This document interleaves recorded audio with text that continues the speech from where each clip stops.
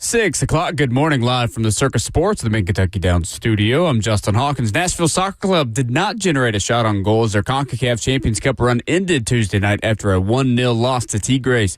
Nashville ultimately falls 2-0 on aggregate, and Tigres will now play the winner of Toluca and LAFC in the final. Nashville reached the semifinals for the first time in club history, but now will return to MLS play as they host DC United this Saturday night at Geodis Park. In NFL news yesterday, per Kevin Seifert of ESPN, negotiations between the NFL and NFL Referees Association have progressed far enough that the union has scheduled a ratification vote for Thursday night. When formally approved by both sides, the agreement would avoid the necessity for using replacement officials this season. The existing CBA is set to expire at the end of the month on May 31st. NBA playoffs Tuesday night. The Pistons downed the Cavaliers 111-101, taking Game 1 in their Round 2 series, and the Thunder dominated the Lakers 108-90, and they take Game 1 of their second round series. NHL playoffs second round. The Colorado Avalanche beat the Wild 5-2 and now take a 2-0 series lead in that one. For all your foundation repair and waterproofing needs, you got to go to USSTN.com. Breaking news at once on your home for the Titans and Vols. This is 104.5 The Zone.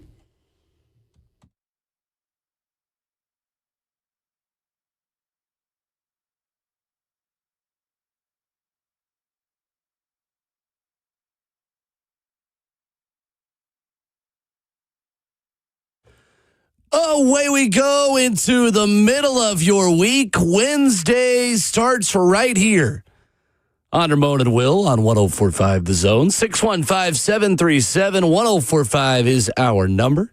And streaming live on 104.5 The Zone TV, Facebook Live, YouTube, Twitter, or Twitch. Ramon Foster on his way with red lights all over Middle Tennessee. Of course, I'm talking about brake lights, and I guess probably traffic lights too.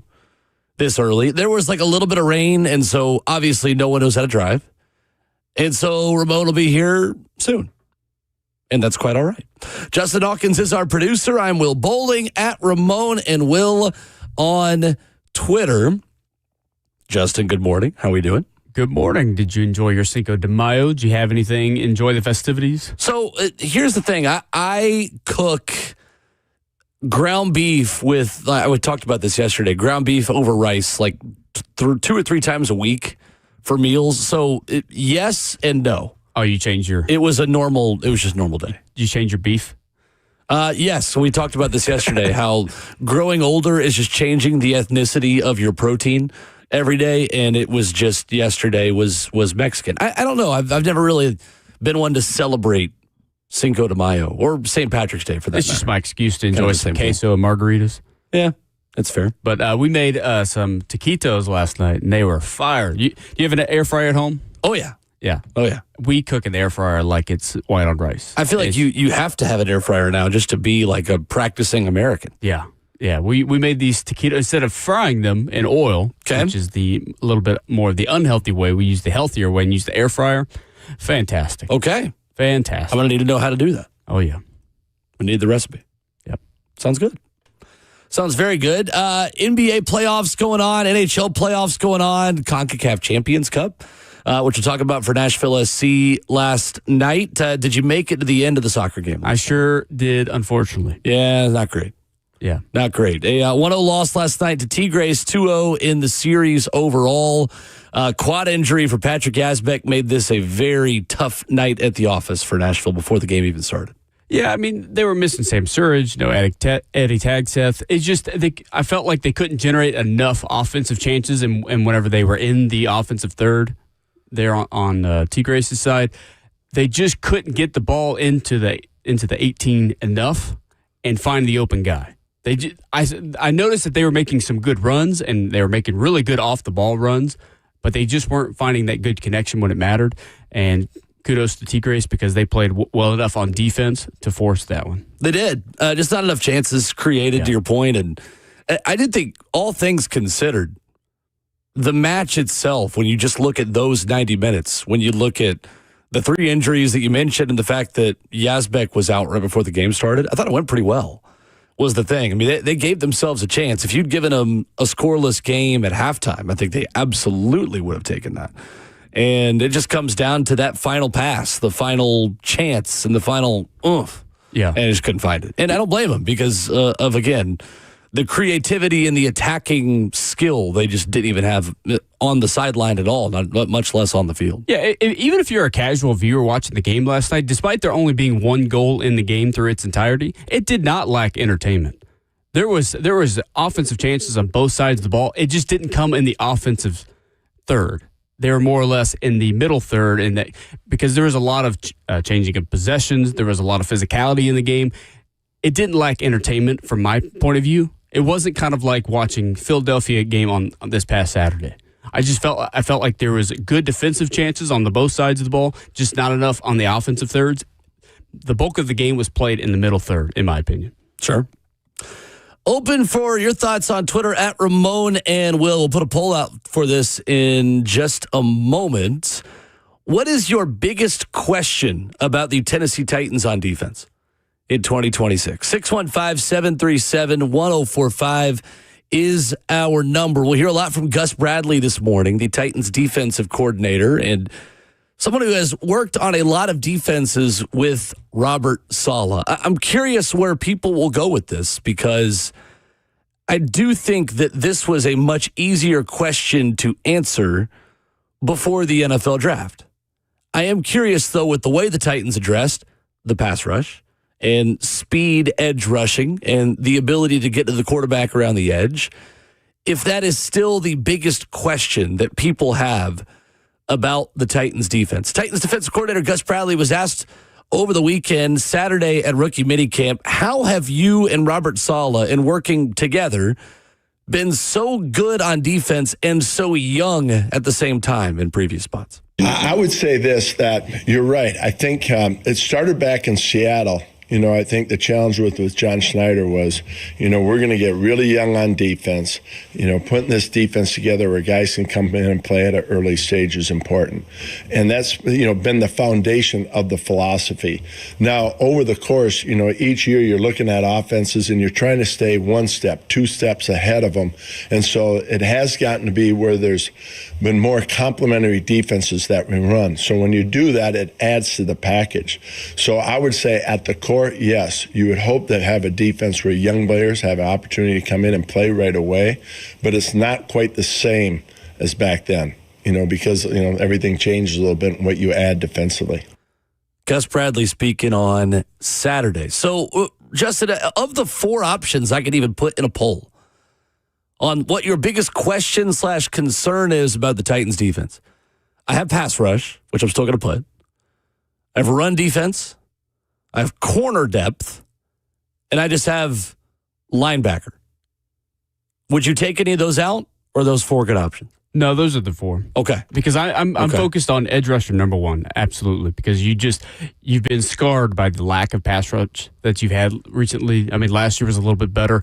Linebacker is kind of what I'm focused on this year because I feel like there's just been a little bit of a gap there and a little bit of inconsistencies. Because that's actually the one I was going to take out and maybe put nickel instead. Yeah. Since that is Marcus Harris's job right now, who is a day 3 draft pick in 2025, who looks like in year 2 is kind of a starter. I mean, nickel is a role position technically, but you play it so much considering the amount of 12 personnel, 11 personnel you see in the NFL that you often have to play that. We'll get audio from Gus Bradley about that later, kind of as a starting position. Right. I'm also curious to see how this battle between like a Cody Barton and Anthony Hill is going to go in training camp, to see what they do with Cody Barton, because I feel like there's going to be an odd man out somewhere along the way, and that's kind of where my question rises, and I don't want to take out the linebacker spot just yet. Okay, well, let me go pass rush, run defense, corner/nickel, because that's kind of the same position at the end of the day as well, and linebacker. So even with the addition of Anthony Hill Jr., you would go linebacker. Yep. Just interesting. You just gotta focus on the depth that you have, and the Titans have just not had enough depth as of late. So just because they added a third linebacker into the room that can play and could potentially be a good starter for the Titans in the future, you just can't count them out just yet. Interesting. See, for me, it's corner because, yes, they went and made 2 big additions at corner with Cordell Flott and Alontae Taylor, but a lot of the good that Alontae Taylor has done in New Orleans was as a nickel. We believe that the Titans are going to deploy him as an outside corner again. And everything we've heard and everything that they've talked about is to say that, yeah, Alontae Taylor's going to play outside. So how does he continue to sustain the good that was happening with the Saints against different profiles of receivers in a different part of the defense? I think that's number one. For a player that really got so good late in his contract, yet was not that same player over the course of his entire contract. I advocated for him to come here because I felt like he was the best fit available to you. I felt like he fit the Titans' type, which is long, fast corners. At the same time, I still have questions about him sustaining a lot of the success that he's had late in his career so far in New Orleans. And the same with Cordell Flott. Again, we've just got a small sample size of those two guys covering teams' best receivers. And so between that, the overall depth of the corner position, and the fact that you right now have a second-year player, Marcus Harris, thrust into a really important role at the moment, I like where the Titans are at corner infinitely more than I did last season on a team that was already kind of thin there, and then they got hurt a bunch at that position as well. But the way that those three kind of lead that position and work in tandem with the pass rush, which I think is going to be greatly improved, I think is the major lingering question I've got about the defense. Yeah, sure. Do you feel like they could move Alontae Taylor around in the slot versus outside a little bit? Because I think that would be possible. Kind of how you decipher on the success of this cornerback room is how you can move these corners around and not just have them in sole positions, because that's what Alontae Taylor did in New Orleans too. And he also had 11 pass deflections, if I'm not mistaken, last season. He had one of his best seasons last year. Oh, yeah. I remember looking at that. He was fantastic. So I feel like having that kind of versatility in the quarterback room is something they've lacked, and just the overall health. I'm a little bit more excited, just kind of like to your point.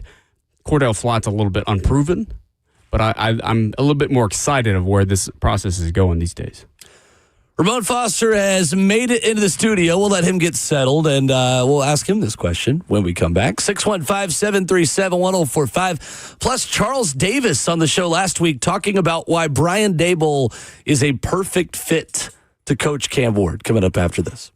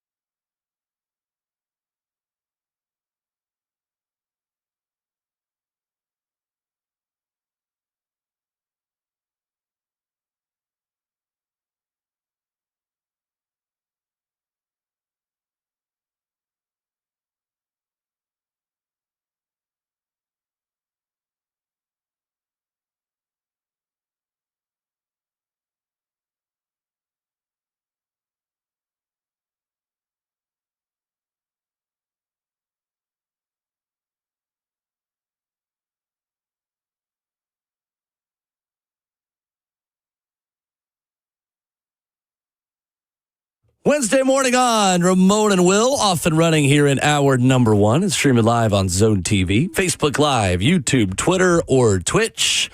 What is the biggest question you've got about the Titans defense? 615-737-1045 at Ramon and Will.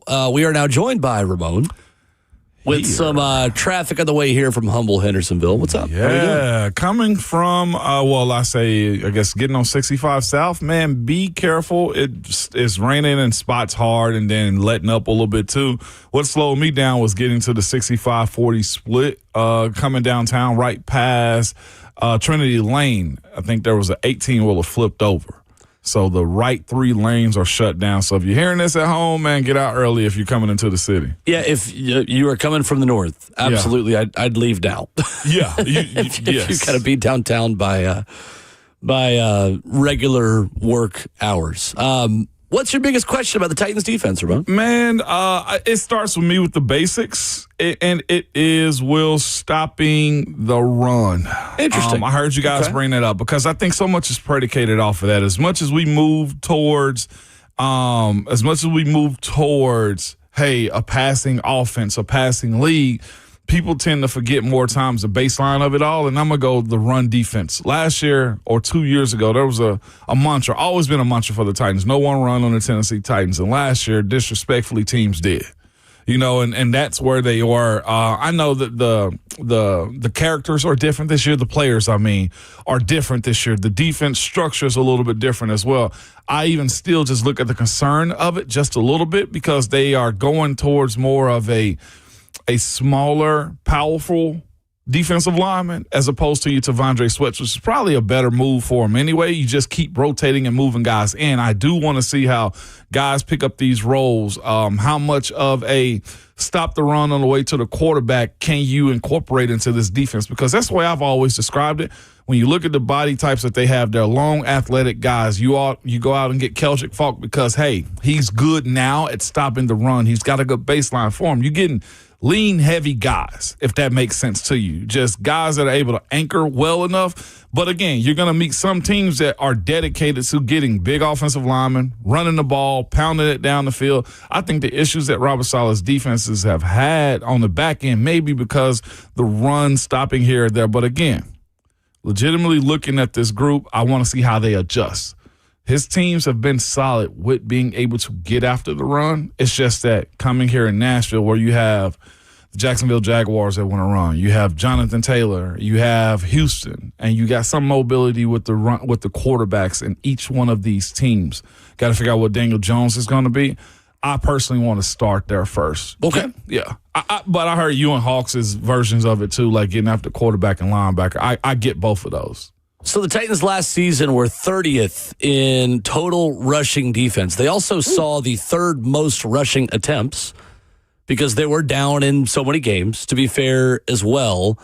In terms of yards per attempt, Titans ranked 21st last season in overall run defense. That is a year removed from another 3-14 season in 2024 when they were 22nd in terms of yard per attempt. How big of a gap does Tavondre Sweat leave in that aspect of the Titans defense? That's the thing about Tavondre, though, too. He's probably one of the biggest contributors to it not working. And how you look at what he was, his availability, his ability to be in shape and stuff like that. Like, I want to believe that he could play a huge part in it, but he didn't. Yeah, like when he was on the field with Jeffrey Simmons, the Titans were great against the run. The problem was he wasn't on the field as much as you would have liked for him to have been on the field. And that's where going after a leaner, more athletic athlete may actually contribute to being able to stop the run a little bit more. And just for reference, as far as this Robert Saleh defense coming to Nashville, at least the structure of it as well. Last year in San Francisco, the league rank rushing defense for them was 11th. As far as yards given up. They only gave up 18 touchdowns on the ground last year, which ranks them 8th in the league. And yards per attempt, they were 20th. We're giving up 4.3 per. Where are you seeing that? They were. This is on, I'm looking at Pro Football Reference, our 2025 league defense ranking. I've got them 30th in yards per attempt. You do? Uh-huh. 30th? Yeah. I'm saying league rank offense is 30th. Oh, you're right. You're right. That's on me. Yeah, they're 20th as far as they gave I us. was looking at the wrong one for both teams. We be like that sometimes. We're doing research in real time. Actually, let's reset this then. Titans last year were 15th against the run, 17th yards per attempt. Okay. Yeah, there you go. For sure. Well, either way, that part of it concerns me when switching defenses like that, like being able to hone in and get after the ground game, especially when you're looking at the AFC South. Is that the AFC South's calling card, I think, right now is run deep, mobility offensively? I feel like it's kind of line of scrimmage play in general. Yeah. Is what I think of when I think of what makes AFC South teams good. Colts have had a good offensive line for a couple years now. Texans have maybe the best front four in football. Yep. Outside of maybe Seattle and LA. Maybe the best front four in the AFC is probably a more fair comment on them. And Jacksonville, who lost. Again, not great on the offensive line, but again, just solid defense. I think more about defensive lines than I do run game overall for AFC South teams. I just view the AFC South teams, all of them, at least have somewhat of a premier back. Like I know ETN or Achan is now with the Saints. Yep. But that's where I think the emphasis starts, and everything else kind of eats off of it, whether they're successful or not, because I feel like Houston, as of late, have been trying to get an established running back between Joe Mixon and Chubb as well. Woody Marks now in there, too. Yeah, exactly, Woody Marks. So that, to me, is the attempt, and I think everything else eats off of that, whether they're passing the ball to their backs or at least working close to the line of scrimmage, which is kind of the way I view what's going to happen here in Nashville a little bit as well. Well, I do think it's a fair place to start. I don't think it's a concern as much. Yeah. In terms of run defense, because they've been fine in that regard. And David Montgomery, the new back in Houston as well, by the way, who is going to be that new lead back for the Texans. But to me, I do think it's fair to think of the Titans' run defense first, considering they are coached by a defensive-minded guy.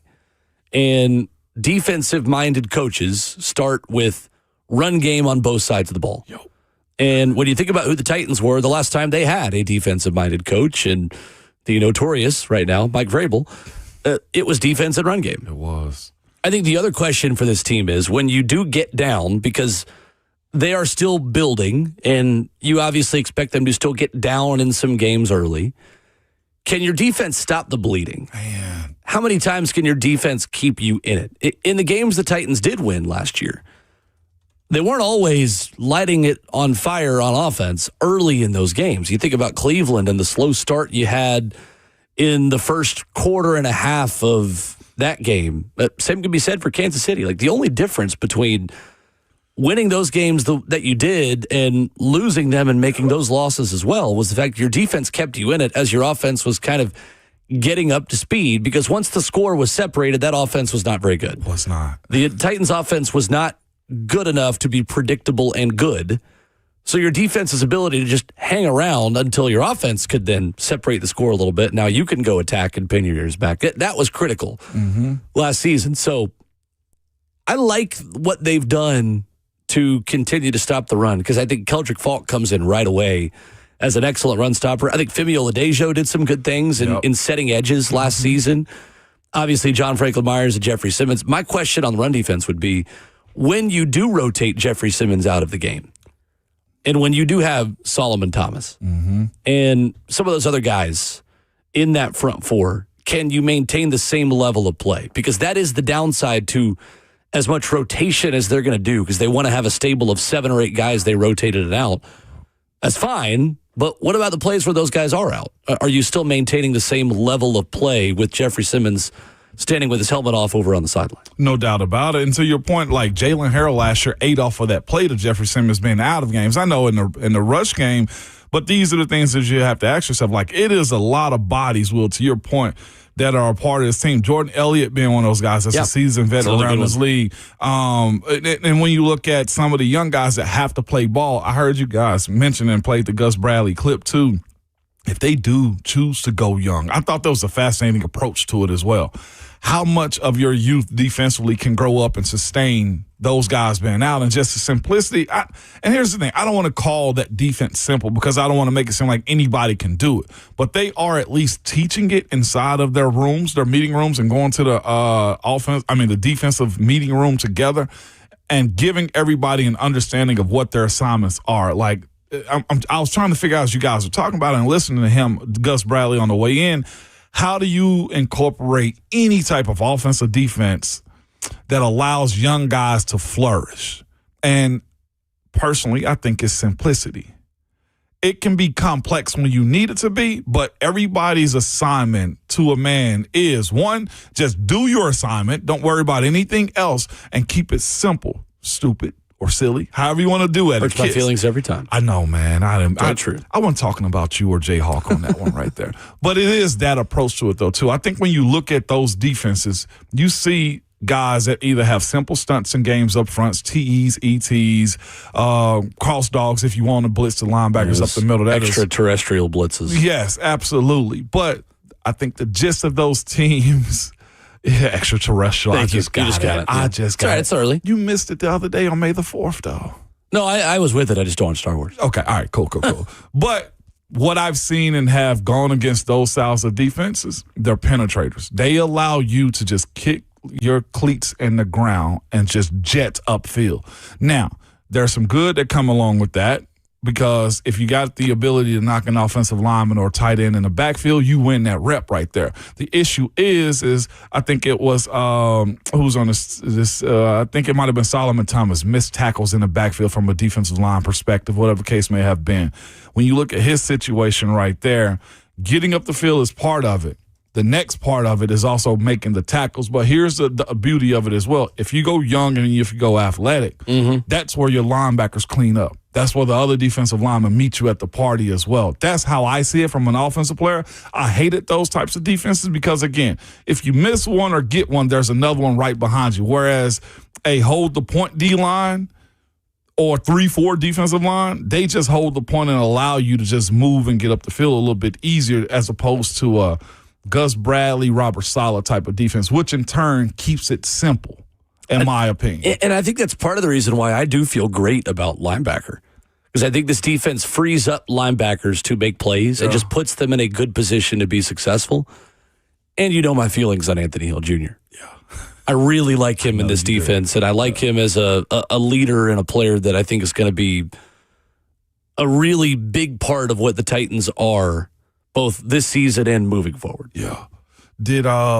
So the one guy we've kind of left out of this, do you think Cedric Gray fills that role, though, too, as a cleaner upper? Sure. He does as well, to you? Yeah. I think, why wouldn't he? Yeah, for sure. He's proven to be a hot commodity, led last year in tackles and everything else that He's comes along with it. He's a great run-stopping linebacker that has some limitations in coverage. But overall, I think if you're talking about a player that is freed up to get downhill and do so quickly and aggressively and stop the run with the guys that has now playing in front of him, he is one of the least of my concerns on this entire football team. And let me correct something, too. I had in my mind Jackie Marshall out of Baylor, the rookie. He would get in the backfield and had a high missed tackle rate as well, as far as not being it. But, again, that's the guys that you're going after, guys that can be disruptors and understand and be smart enough to handle their assignments, play in and play out. Paul's concern about the off-ball linebacker was unique to me. I think both you guys brought it up as far as importance. I don't know why I don't worry about them as much. I don't either. Not as much anymore. And I think Anthony Hill has helped ease that over as well. My question is more of like the fits of bringing in Anthony Hill versus what you already have with Cody Barton. No doubt. Where do they all fit together? But one thing that I like a lot is what Solid was talking about on Friday in his experience with Fred Warner of putting too much on his plate too soon, and how he had one of his worst games of very early in his career, and how he's learned from his experiences of how to best appropriately put these guys into the system. And I feel very comfortable with the coaching staff and just all in the whole form of the defense, not just like a certain position like a linebacker with Fred Warner, but just every position. I'm glad you brought that up, because that ties in why I think the conversation about why they allow so many young guys to play on this defense. And it goes back to the Fred Warner. Like, I don't know if I've heard a coach openly admit that, hey, I screwed you over on the game plan. Well, check that. I've had offensive line coaches say that. It's like, we screwed you guys in the game plan. They've been publicly, though. No, never publicly. But it does happen. And more often, I think we know, and hearing, who was it, Saleh or Gus Bradley that said that they screwed him over like that? That was Saleh. It was Saleh. Saleh said he messed over Fred Warner by giving him too much. Mm-hmm. And I think that leads directly into what the philosophy or the creed of this defense is. Keep it simple. Well, and to be fair, he mentioned that for one game. Yeah, I know. Like, it wasn't like, his whole rookie season, I gave him too much. It was just like, hey, that one game, he didn't have a good game because I asked him to do too much. But it just lays out, I guess, the expectations and what you can load a guy with. And not just that game, but like for the rest of their careers. Like, instead of giving him, hey, and this set, and that set, like, you give him a baseline and let him operate based off of what you see over the course of the game instead of overthinking before the game starts. Want to hear this Charles Davis answer from the show last week on Friday. We will get back to talking about the defense coming up at 7:20. And take your thoughts at 615-737-1045. From time to time, we kind of go back to answers that have been on the show in the last couple of days. And I thought Friday, Charles Davis had a terrific visit with us. And every visit with him is terrific because he's a terrific analyst and just overall person. We've asked this question to a lot of people. What makes Cam Ward a good fit to work with Brian Daboll? And Charles Davis gave a very insightful answer to that. It's going to sound trite. Well, it's going to sound like, duh, but it's something that happens all the time in all levels of ball everywhere. Daboll he assesses who you are as a player and what your strengths are and what we can work off of. And then he's going to emphasize those. He's going to take you there, and the offense is going to shift in that direction for what works best for this team as a group, starting with the quarterback, then overall with the receivers, offensive line, etc.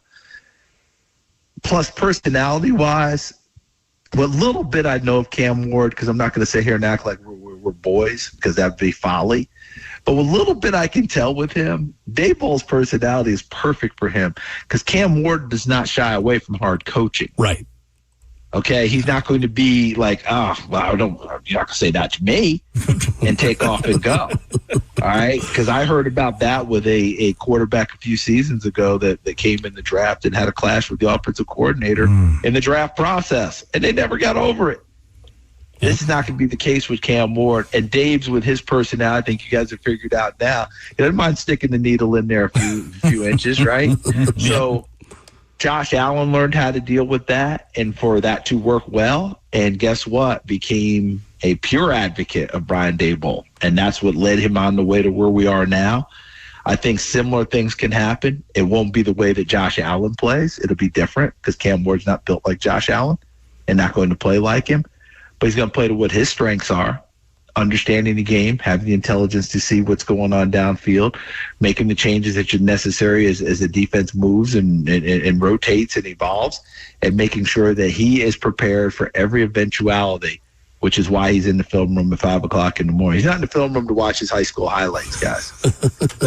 All right? He's in the film room to try and get ready to play and try and make himself better because learning how to watch film is an art. Ramon? Yeah. Yes? Yes. Okay. Everyone has talked about, hey, he watches X amount of film. Yeah, but what are you actually seeing when you're watching? Thank you. Okay. That's where the difference is in learning and understanding because a lot of guys lock themselves in the film room. But then when you take them out and say, what did you gain out of it? What did you get? Where are we going with this?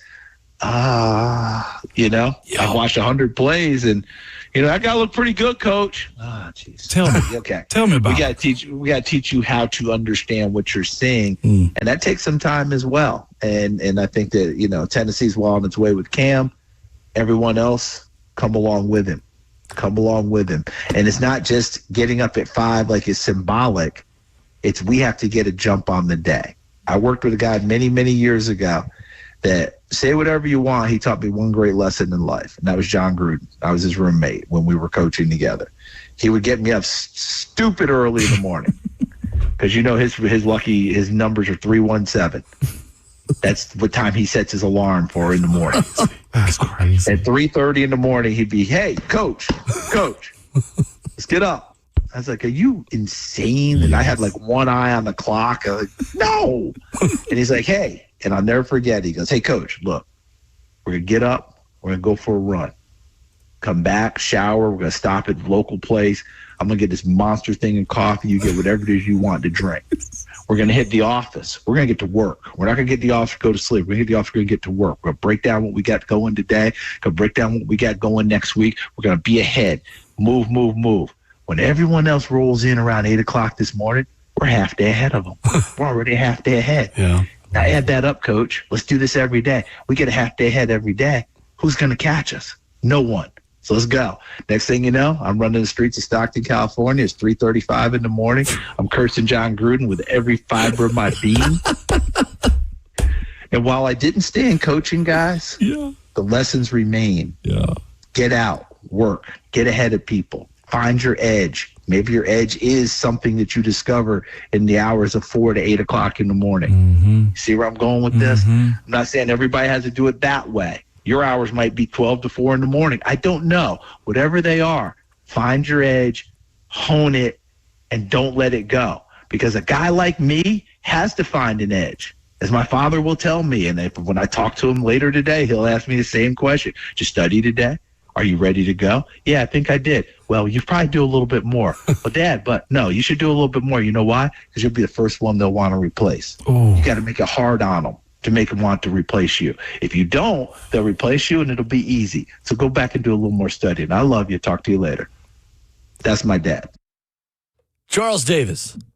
Not only with Titans analysis there, but also a little bit of motivation. We wanted to play that in the first hour of the day, too, because, it can get you out of your seat a little bit. It was. Get you going. I got to figure out how I'm going to set this alarm for 3:45 then, because, man, I don't know about that one. That's probably about how early you needed to leave this morning also with the wreck that happened. It was. I ain't going to lie to you. The earliest I've reset my alarm is like 4:15 in the morning just to get a workout in. And, boy, he's right. You got to train yourself to live that type of life, though, as well. Mine's set for 3:45. Is it 3:45? Are you working out? Well, no. Okay. It's because I live in Murfreesboro. Yeah, that's a Plus, long they do a lot stretch. of. They're doing a lot of construction on the road too, so I have to get out early. Where are they not doing that right now? Shout out to our tax money. Okay, moving forward. We'll just let Charles Davis drop the mic on that. Yeah. Not much else we need to add. It's good stuff from him. Hit the Zone Podcast Network if you missed it. Subscribe to Ramon Will wherever you download podcasts. Coming up next, though, more headlines for you to kick off your Wednesday morning. An update on the referees and the league coming to a deal, and an SEC program that did something really stupid on social media yesterday. Coming up next.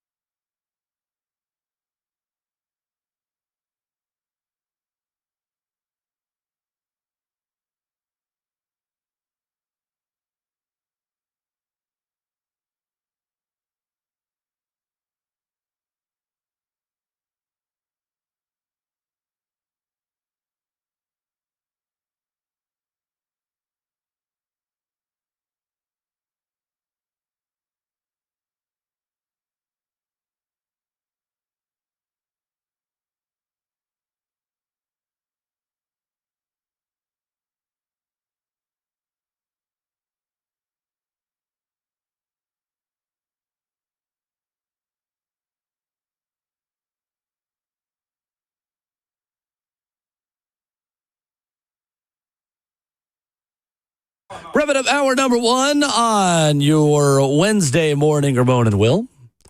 Chris Lee talks Vandy football and SEC baseball with us coming up at 8:20. Rhett Bryan in studio at 9. Your phone calls at 615-737-1045. Great news yesterday, Ramon, as negotiations between the NFL and NFL Referees Association on a new collective bargaining agreement have progressed far enough that the union has scheduled a ratification vote Thursday night. We might avoid replacement refs after all. Thank God. Wouldn't that be terrible if you were a replacement ref and they done took you through all the rigors of becoming a seasoned ref? That's also true. But it is necessary for them to figure this out. There's so much outside business that goes into the game right now, and that is the issue, is the money on gambling, the money on fantasy football, the money on every parts of people's emotional pull each and every Sunday is predicated off of how good or bad the referees are. I was listening to Pros and a Cup of Joe, and good referees even the playing field for fans. And no matter how good or bad the game is, there's going to be about 50% of the stadium that hates the refs, and that gives you justification to live for next week.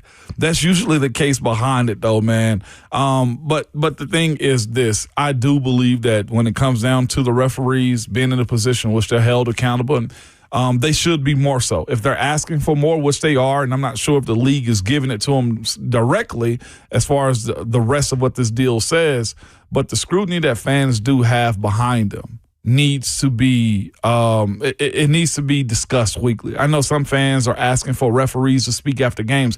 I'm not sure if we'll ever get that.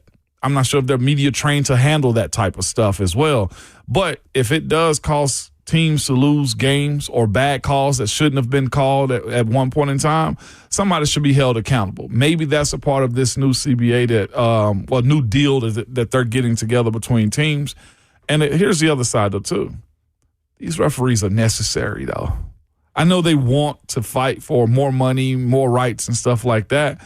And we as people that consume the NFL don't really understand the why, but the league has grown in a way that they feel like they deserve something. With that comes a whole lot more, I guess, responsibilities of calling it the right way. That's where the league and the referees have to get on the same page, in my opinion.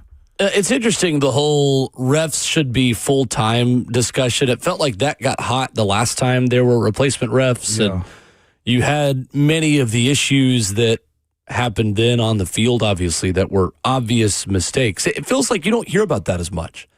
I know Mike Pereira from Fox Sports advocated for that a few months back, talking about how it's time for the league to hire its part-time refs as full-time employees, but I don't know if these guys really want that. I mean, obviously, you would get the full benefits. You would get the less tax burden as full-time NFL employees than you do as very well compensated part-time contractors. But at the same time, the legal fees and the different high-paying lawyer jobs that many of these guys do, having to give that up, these guys are probably earning less if they were full-time employees with the NFL, right? Yeah, no doubt about it. And here's the other part, though, too. What if one of these guys tear an ACL in the game, which referees have gotten injured? Is it a, hey, we're going to cut you next year type of thing as well? Their regular day-to-day jobs is what I'm saying, allows them to also still have a livable life on top of that. They just are skilled enough to call NFL games. Yeah. And the other part as well, too, if there's a separation of employment, then you also stop narratives as well. Because if they are full-time employees of the NFL, there's a portion of people going to say, well, the NFL is in your box, especially when we're not talking about players. We're talking about it's rigged and collusion and the optics of all these things. So you keep that out of it. Like the Maple Leafs getting the number 1 pick in the NHL draft lottery last night. Well, we're talking about how things are rigged, kind of like that. You see what I'm saying? Yeah. So I don't think not that they don't deserve to be full-time NFL employees, but them being contractors separates the power struggle. And it's people that have come to me and asked me the real question. Remember a few years back, might have been during COVID. Arian Foster helped push this, by the way. Okay. That the league has a script. Oh yeah, no, it's certainly a discussion. Even though obviously it's not not close to something that is actually true. But the fact that it became such a common joke that I think some people around the country and around the world kind of believed it is wild to me. Totally wild to me. I've had real people ask me a fake question like that. Yeah, no, I believe it. I believe it. Something I want to do periodically throughout the show this morning is read Mark Pope's Twitter replies. Do you see what he did yesterday? Who? A coach? Mark Pope? Yeah, the Kentucky basketball coach. Stop. Mark Pope yesterday, and listen, I'm not going to blame Mark Pope on this. I actually quite like Mark Pope. Seems like a nice enough guy. I'm blaming whoever had this idea for him to tweet out a video of himself talking to Kentucky fans saying, "Big Blue Nation, I want to talk. Drop your questions in the comments, and I'll spend the next couple of days answering them." The comments are exactly what you would expect. Let's dive in. Can you please wear a body cam during recruiting visits? Pope by 90 asks. That has 122,000 views and 2,400 likes. Robert McVall. Do all those old Final Fours help y'all now? Interesting. Really interesting.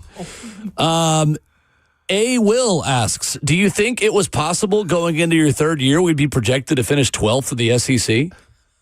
Okay. In Jeff Brom we trust. See, this doesn't feel like a friendly question. Says, I don't know what's funnier, doing this or actually having someone advise you to do this. That's true, because this would even have been a bad idea if it didn't make it out of the conference room when it was discussed. Let's see. This one, I'm trying to find another good one that's not totally has the F-bomb in it. The Kentucky Network asks, did you know the offseason started a month ago? 516 likes. Elijah says, Mark Pope, can you read me a bedtime story? It's 3:40 in the morning and I'm kind of tired. Maybe he was waking up when John Gruden did. Maybe he was. The body cam. I could keep going. There are thousands of these. I can't wait to go to it now. Yes, that's our game we're playing at the end of every hour. Okay. Good with that. All right, we'll do more Mark Pope questions at his Twitter body cam replies. during recruiting is elite. He's got 618 retweets, 2,500 likes, 2,300 replies, 417 bookmarks, and would you look at that? Ramon Will just became 418. 615-737-1045. A column from On3's Ari Wasserman. The 10 college football programs facing the most pivotal seasons in 2026 after this.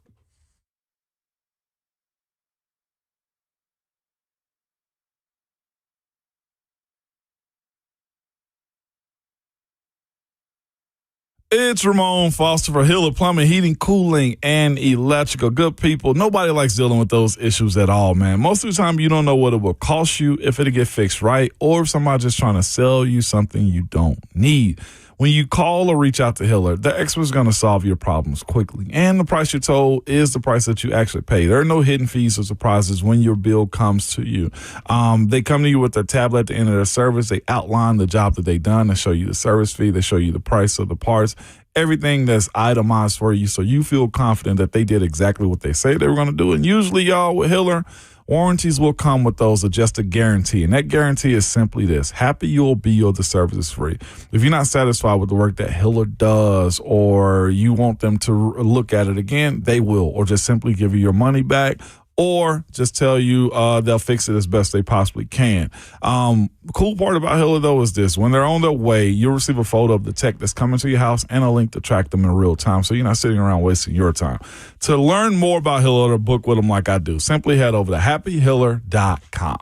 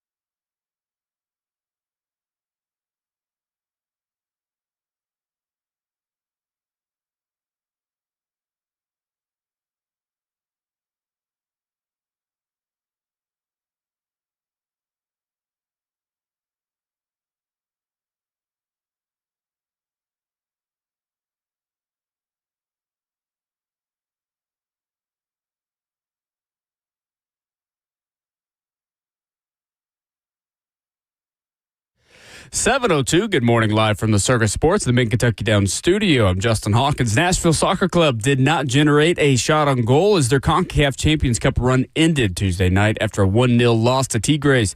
Nashville ultimately falls 2-0 on aggregate, and Tigres will now play the winner of Toluca and LAFC in the final. Nashville reached the semifinals for the first time in club history, but now will return to MLS play as they host DC United this Saturday night at Geodis Park. NFL news yesterday, per Kevin Seifert of ESPN, negotiations between the NFL and the NFL Referees Association have progressed far enough that the union has scheduled a ratification vote for Thursday night. When formally approved by both sides, the agreement would avoid the necessity for using replacement officials this upcoming season. The existing CBA is set to expire at the end of the month on May 31st. NBA playoffs on Tuesday night. The Pistons down the Cavaliers 111-101, taking a 1-0 series lead in the round 2 of the playoffs, and the Thunder dominate the Lakers 108-90. They take game 1 of their second round series. And for the NHL playoffs, the second round, the Colorado Avalanche beat the Minnesota Wild 5-2, and they take a 2-0 series lead. For all your foundation repair and waterproofing needs, you got to go to USSTN.com. Breaking news at once on your home for the Titans and Vols. This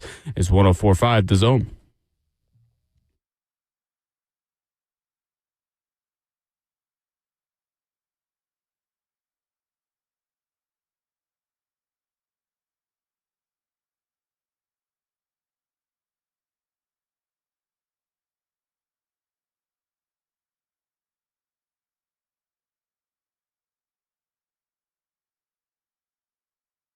Hour number 2 of the program on Ramon and Will, 615-737-1045. How you jump in?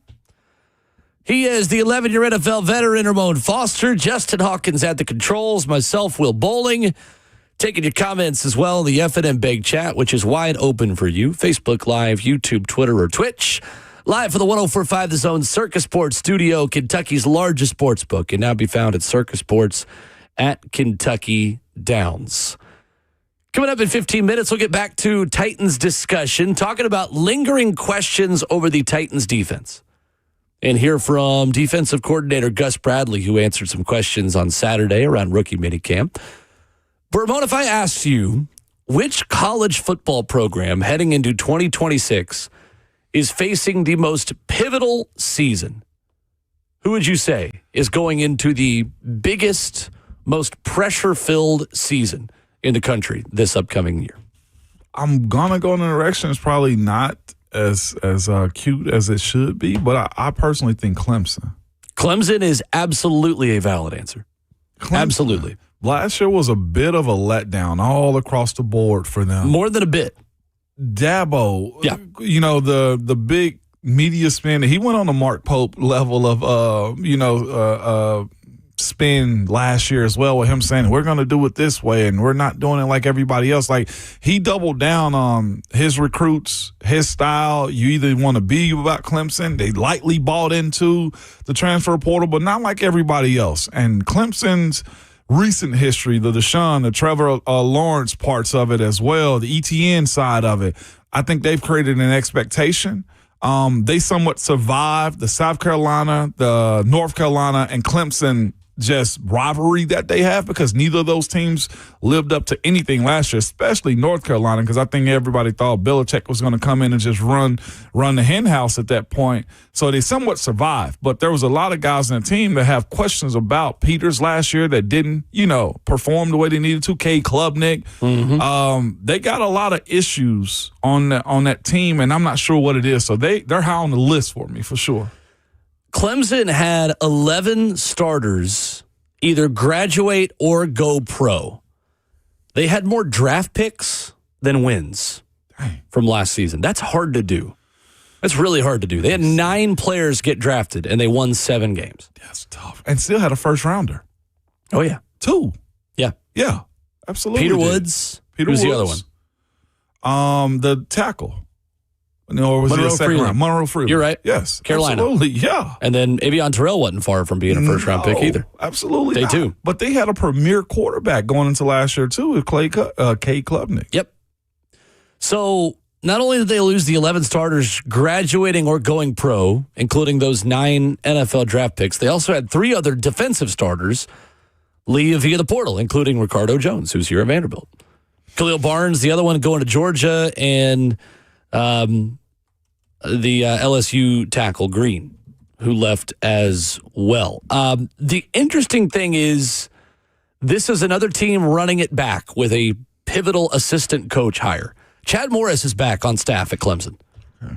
The Garrett Riley thing never really panned out the way that it did with Garrett Riley at TCU when they were so good with Sonny Dykes and with Max Duggan and that team. But my bad, Blake Miller. My bad. That was the guy this year.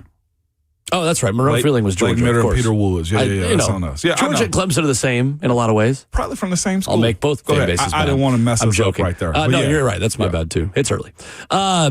Chad Morris was OC there 2011 and 2014. Awful head coach at Arkansas. Nobody's disputing that. But spent 2023 as an offensive analyst at Clemson. Will know how Daboll Sweetie wants to operate. The question is, can Clemson operate at the level it did in today's era of college football? I don't think they can.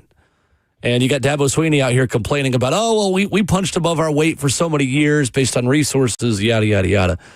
Brother, if you've got a slide and a mini golf course and all the other stuff you've got in your athletic facility, I don't know if you can complain about resources. No. They've got plenty of resources. Plenty of resources to be successful at Clemson. Yes, they do. He just doesn't want to use a lot of them in the way that other programs are using them. And they're the type of school, Clemson, like they're so isolated away from everybody else as far as what I've heard of when you go into Clemson. Like there's nothing there but football and sports. Like they're a traditional college town to me. How he somewhat lost it, maybe because of Venables not being there as well. I think he ended up losing his offensive coordinator as well to Virginia. So he's had some change. Yeah. Tony Elliott, like they've lost some pieces, and he's yet to find those replacements. But here's the thing that Daboll has in store for him, though. He's got the recruits, to your point. He's had 5 stars in recent history commit to him. Yes, out of high school. Yeah. For whatever reason, they got behind in the ACC, and the portion of me that realized they're behind is one, Miami. Yeah, because those teams take transfers. They buy. Because they're using real NIL.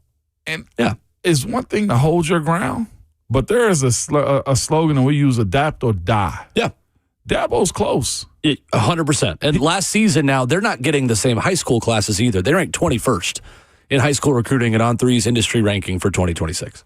And the other part, though, too, is, again, like I said, their expectation. I just looked up last year. What was Clemson's preseason ranking? And that's a flawed system. Wasn't it either 2 or 3? I think they were 6 on some polls. Like, even still. It was higher than that, honestly. It may have been. Preseason versus final one. Yeah. I thought some places had them number 1. Yeah, depending on where you looked. Yeah.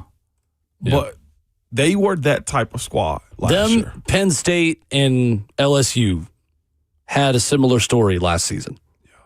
Veteran quarterback, a lot of guys coming back. This is the year, finally going to put it all together, and that crashed and burned for all of them. 2 of those programs have new head coaches. Daboll Sweetie and Clemson is the other one. Yeah. Fascinating season for them with a new quarterback upcoming this year as well under new OC Chad Morris. You're right. AP had them too. Yeah.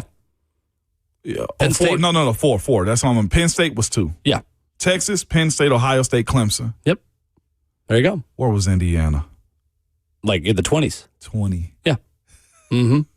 I think it's USC, and I don't think it's particularly close. On the football program facing the most pressure this season. Lincoln Riley is getting his hiring right. And his plan on his defensive staff when he first took over at USC leaving Oklahoma was awful. They've gotten that right now with D'Anton Lynn. They've gotten so much better on defense. USC spent a ton of money to secure the best recruiting class that USC has had in a very long time. On3's number 1 recruiting class in the country. Partly because they brought in 35 players out of high school. But Ari Wasserman at On3 writes the same. Says, after USC lost to TCU at the Alamo Bowl at the end of the season, head coach Lincoln Riley said that, quote, a window is open for USC to start winning big. He has since echoed those sentiments multiple times. The truth is, it shouldn't have taken this long to reach that window, especially since USC hired him away from Oklahoma with the expectation of faster results. But Riley is still there, Ari Wasserman says, and he brings perhaps the most talented team to the Trojans. His tenure has been a disappointment so far, and plenty of people are off the Riley train, but if he wins big this season, everything is forgiven. They play Oregon September 26th. We're going to know really quickly whether or not USC is Indiana, resurgent, fun, good on offense. Jordan Mailata is in his third season in that program. Same system. How often does that happen now in college football? Never. Jordan Mailata and Lincoln Riley have been together for 3 years. Major expectations there. Are you Indiana? Are you Oregon? Are you a contender? Or are you Clemson, Penn State, or LSU? Are the guys coming back just the same players? Are you still just kind of a good team that can't break the ceiling through great? Or can you be great based off of the infusion of talent and money that you've spent in this roster for young players, in addition to the veterans that you're bringing back, including a starting quarterback and a big-time NFL draft prospect as well in Jordan Mailata? No doubt. They got the quarterback. They got the coaching. Usually he's able to answer the call. And the issue that I have with USC as of late is, and I think is moving back. Well, I'll correlate it to this. I think a lot of the West Coast talent that was coming to the SEC may start staying home. I know I'll say this, on the baseball side, it has kind of transitioned back to the West Coast. Yep. So he's lost that battle. The issue is LA. It's expensive to live there, and my NIL of $500,000 may end up being $198,000 after everything is done. And you always think about stuff like that, obviously, because you lived it as an 11-year NFL veteran. I never really think about the tax side of it. You have to, but I probably should. You have to consider it. I'll put it. Go to Austin. Texas, University of Texas, offering you $500,000. Let's go equal to equal.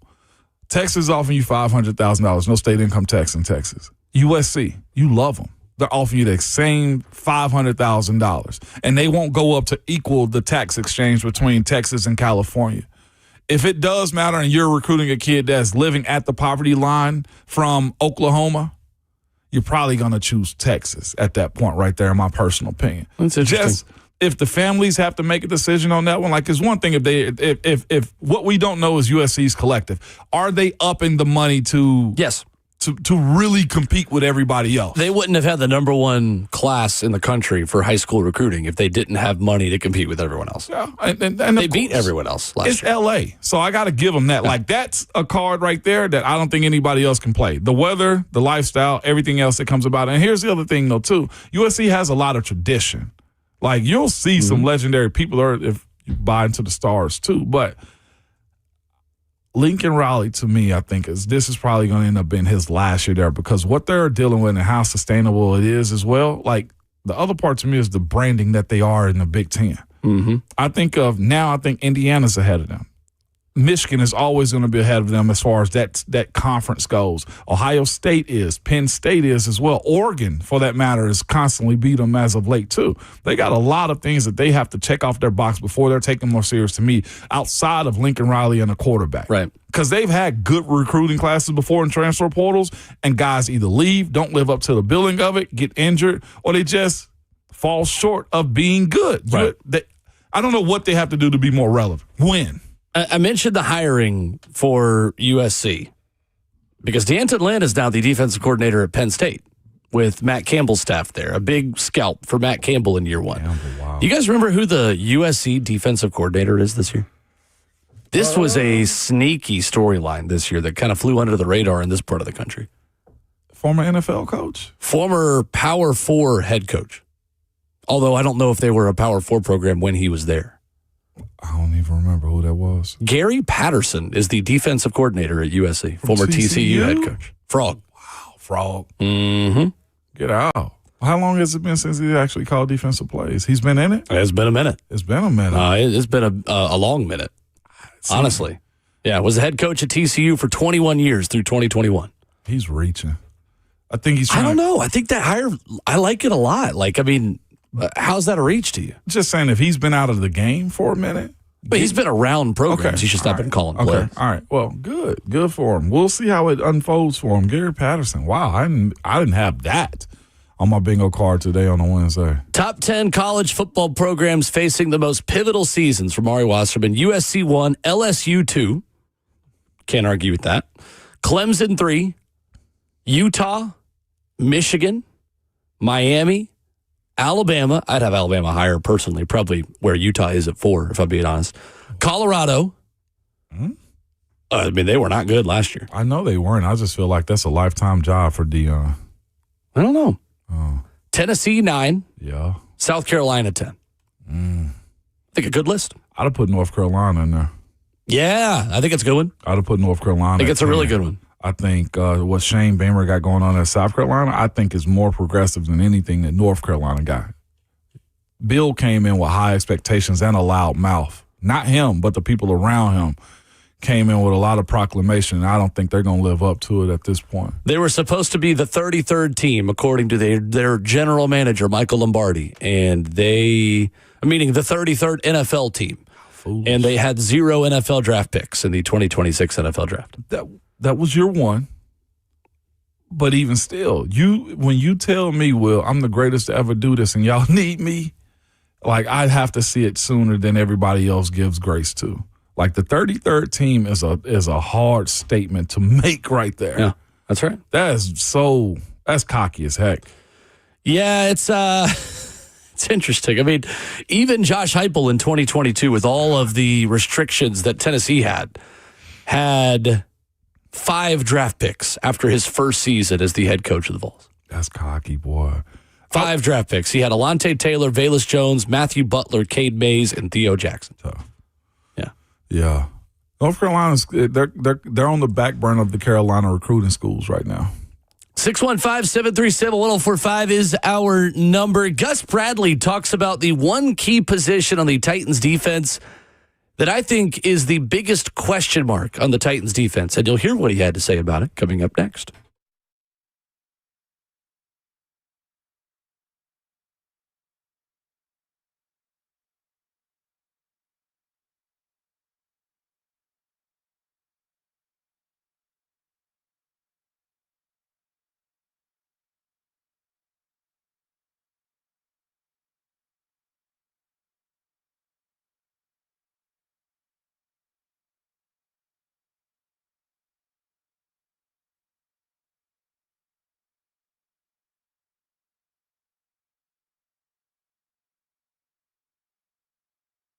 When you start noticing cracks in the walls, uneven floors, or driveways sinking and separating, it's more than a home issue. It's a peace of mind issue. That's why who you choose for foundation repair and concrete leveling really matters.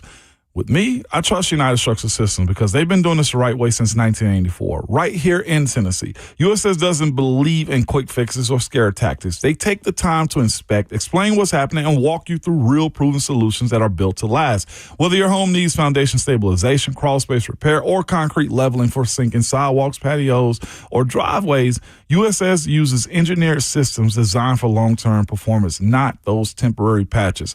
What really stands out to me is their commitment to integrity. If you don't need a repair, and I didn't need one, they tell you that. And they absolutely told me as well. And if you do, you'll know exactly why before any work begins. From the initial inspection to the final repair, USS, they listen, they educate, and deliver results you can trust so you can feel confident your home is safe today and protected for the future. With decades of experience and thousands of homes repaired, you can trust United Structural Systems is here to stay.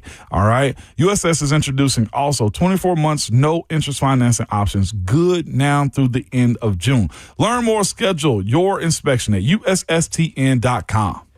Hey, what's going on? It's Will Bowling from my friends at Lee Company. Hey, is your home's air conditioning ready to keep up with the warmer months ahead? The best time to take care of your AC unit is when you don't need it to work at that full capacity, right? The weather's been a little bit cooler in Middle Tennessee. You've got the perfect window to make sure the AC unit is prepared because you know those summer temperatures are coming right around the corner here in the Middle Tennessee area. Lee Company has you covered. Their team of professional technicians will give your home's AC a tune-up as well as seasonal cleaning and maintenance to help you stay ahead of the heat and humidity. That way, when the thermometer does hit triple digits, you're ready.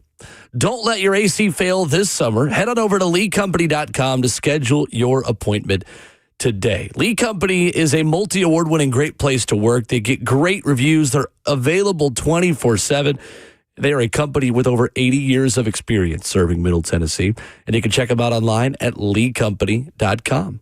That's Lee Company. All you need.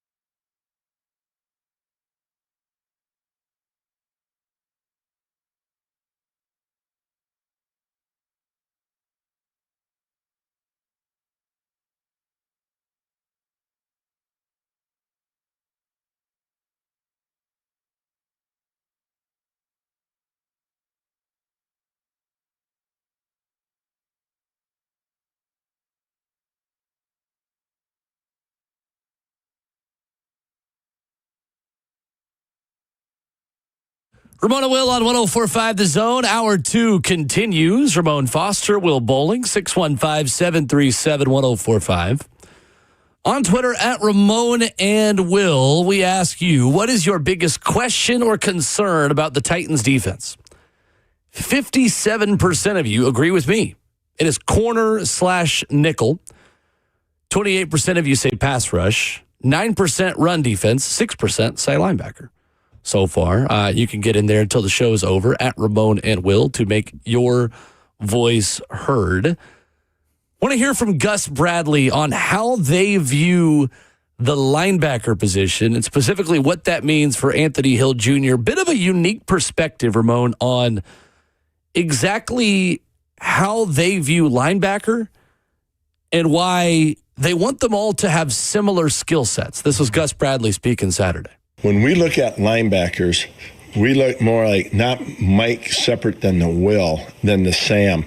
We try to get everybody with similar skill sets. You know, we need speed, short area quickness, those things. And then once we take a look at that group, probably the best communicator out of the group is the Mike. But it's not, all right, we're going to design this defense. Let's go get a great communicator. Maybe we have to give up on some things, but we got a great communicator. It's more, no, we need this skill set, and then out of the skill set, the best communicator is the Mike. Why is that you guys prefer guys that have the same skill set and not separate archetypes? Well, because I think in some cases, our defense gives the illusion of space to a quarterback and to an offense, and then we need guys that can eat up that space in a hurry. So that's where the speed is such a big factor. You're nodding along in agreement here. Why is that? Nodding along and hating them too at the same time. Yeah, I can tell by the look on your face that you've blocked against some of these defenses.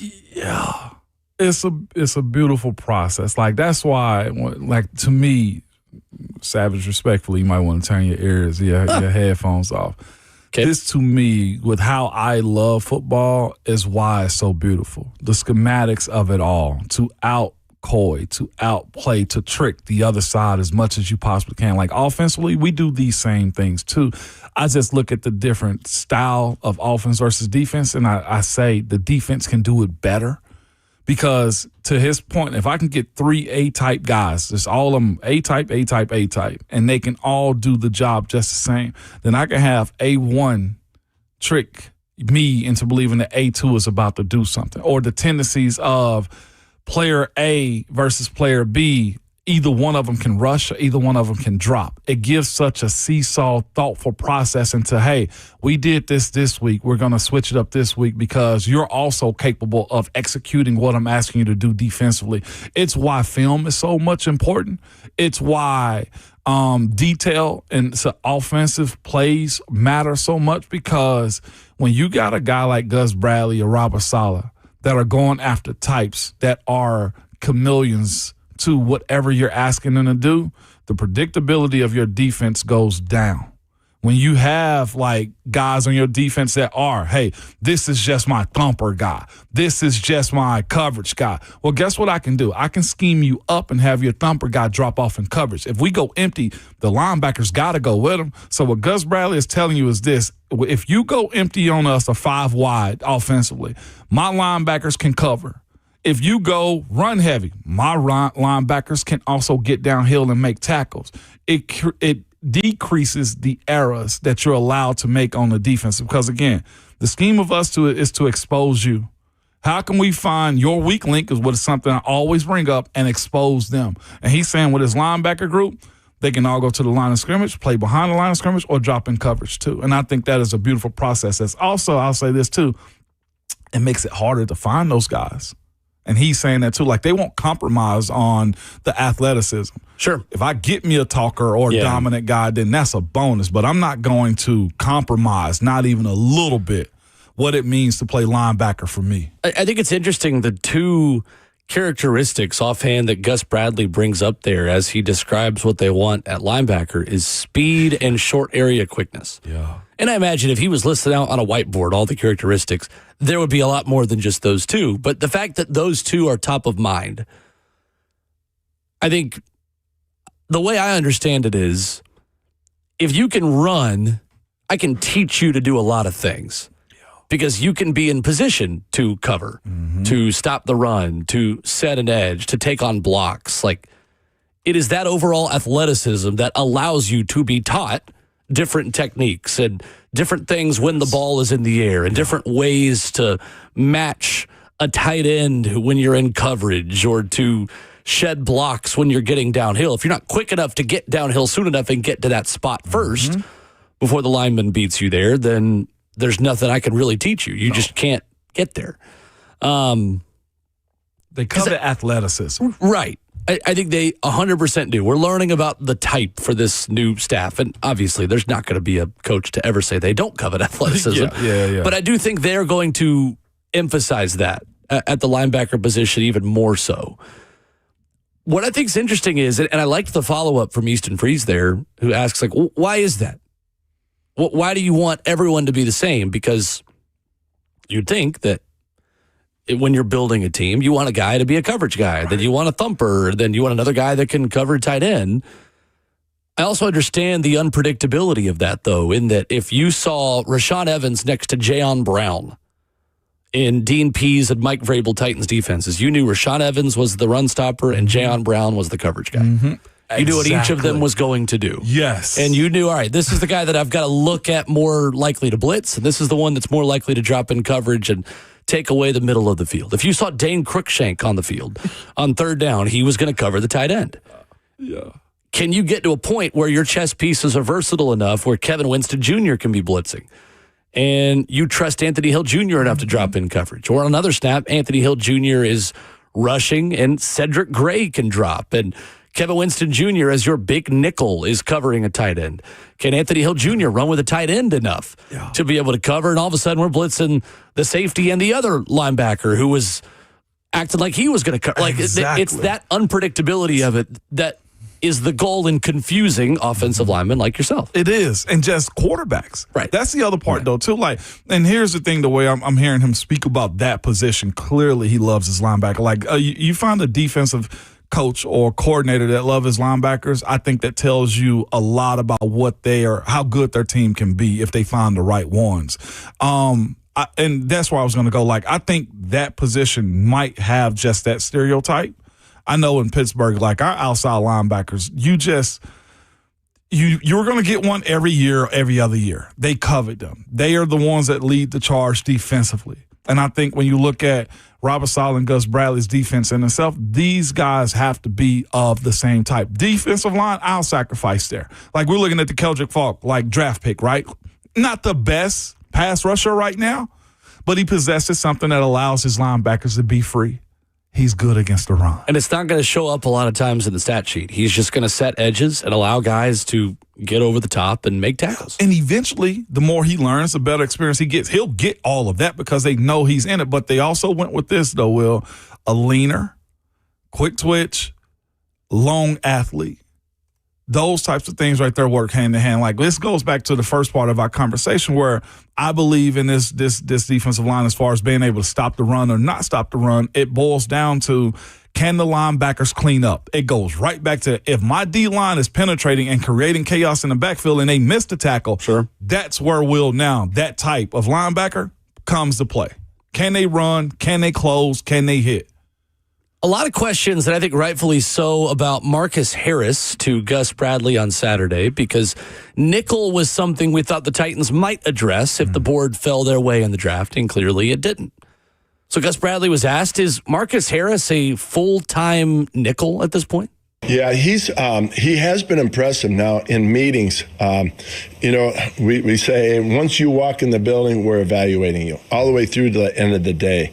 And so, how he comes in, he's very consistent, how he comes in the building. Everything he does, a meticulous note taker, wants to be good. Watches film. Everything, he kind of checks the steps. And then to go out in the field and see some of his movement, and he is a bigger body. He's definitely caught our attention in that phase. So, that's what we're hoping he can develop into that. So, we'll see. In regards to that nickel position, Alontae Taylor, he played a lot of that the last couple of years, but he's been told apparently that he's going to play outside. What was behind that reasoning why would you not want him to play at nickel? Well, both outside corners are very important in every scheme and in ours too. And so if you have a bigger body like a Marcus, because, there's going to be a nickel that plays in versus 3 wides, and you might play some nickel versus 12 personnel or even, 13 personnel at times. So then you need that bigger body type. So at times we've taken a safety and move them into what we call big nickel. And so I think we're intrigued by Marcus just to see which one, how does he develop? And, can he do both? Can he do, do we have to have a big nickel? Is he the nickel? We're still going through that process without any practice. That might go on at training camp just to see, after we see him perform. I think that's a really candid answer from Gus Bradley about a player who, yes, Ramon is penciled into a role as things currently stand. Mm-hmm. However, I do think in the NFL in 2026, as 12 and 13 personnel become more popular again and teams want to get bigger, secondaries have to get bigger as well. And it remains to be seen whether or not the nickel position is going to be taken by a corner, a safety, or even someone like Mahmoud Diabate, who is a little bit of a quicker linebacker type as well. No doubt. And there's the thing about it, though, too. Marcus Harris was bragged on last year by Denard Wilson. Like, he possesses the ability to play in this league and sustain himself. The beautiful part for Marcus, though, is this. He understands the position. He's quick enough, and, he has the size. Like, he mentioned him being bigger, 5'11". Yeah, I guess he's close to 6 foot. That's a bigger cornerback at that point. But it does give you an answer to what they're looking for. Big guys that can run and that can hit. He played in a good bit of games last year, Marcus did, and kind of established himself. And that year 1 to year 2 jump is clearly what Gus Bradley and his crew is seeing from him. If I'm Marcus at this point, I'm hearing this and I'm running through a wall with everything they're asking me to do. He can play that nickel role on this team and just solidify himself for years to come. That is you mentioned it earlier, I heard you talking about, that's such a premium position now. It is. I mean, it's a starting role. It is. 100%. Teams starting sub offensively often just because the quarterback is such a premier, part of the league at this point, and wide receivers too. Marcus Harris, coming out of Cal, was listed from the NFL Combine at 5'10.5", 189. Does have shorter arms, 30 1/4 at his pro day, 29 3/4 at the NFL Combine. That is more conducive for a player who will play inside against some smaller receivers. He's 25 years old. Is he really? Marcus Harris. He was an older draft prospect. He was 24, sixth-year senior, coming out of Cal. Yeah. So not all day 3 prospects are created equally. I think this is something now we have a little bit of evidence on. The Titans value day 3 guys who have played a lot of football. And for a second straight year now with Pat Coogan and Fernando Carmona, Jackie Marshall is a veteran player. Nick Singleton has played a lot of football. They valued experience on days 2 and 3. They valued youth on day 1. Yeah. With a couple of 21-year-olds when they play their first games on day 1 of the draft. Well, does that age and experience for day 3 draft prospects, while maybe giving you a smaller, lower ceiling, allows you to find A, leaders and guys who have led programs because they've been 5th and 6th year seniors, and B, players who can be more immediately impacted. Maybe a day 3 pick because of some of the measurements and intangibles that he can't really change, like his arm length. Yeah. But he also gets his chance at the NFL level because he has played a lot of football. He has the Idaho school record with 35 passes defended, former walk-on at Oregon State. He's kind of had to grind to get everything he's ever gotten. I think right now it is certainly fair to say he's penciled in as a starter, but nickel is my biggest question mark on this Titans defense. It sounds like Marcus has got a fast track to it at this point. Do you think at this point, I personally do, age actually benefits him? I think for a lot of players, I mean, for this only to be his second year is my point. I think older prospects like that offer you a higher floor and a lower ceiling. Yeah, absolutely. Just as a rule, because you are 23 playing against some 18 and 19-year-olds, so you should be better in a lot of ways and more physically mature. But also at the same time, that experience helps you at the next level. It does. And right now, saying that he's 25 years old in a year or two, like, we got to get him now. And everything that we're telling you, sir, you are a grown man at this point. That's right. Like, you're not in the Keldrick Fault learning phase no more. Like, your learning has been accomplished at this point. You're in the do phase now. And it's somewhat smart. It's also somewhat shysty on the back end of it, too, because the coaches understand that, and we'll get as much production as we can out of them before we have to pay them the big deal, and they are 28 years old at that point in time on their second deal. The thing I think that will be interesting is their break glass in case of emergency plan at corner. I think there's a plan B on something the Titans could decide to do at corner if things don't go to plan early in the season. And we'll talk about that next. 615-737-1045. Wrap it up hour 2 after this on 1045 The Zone.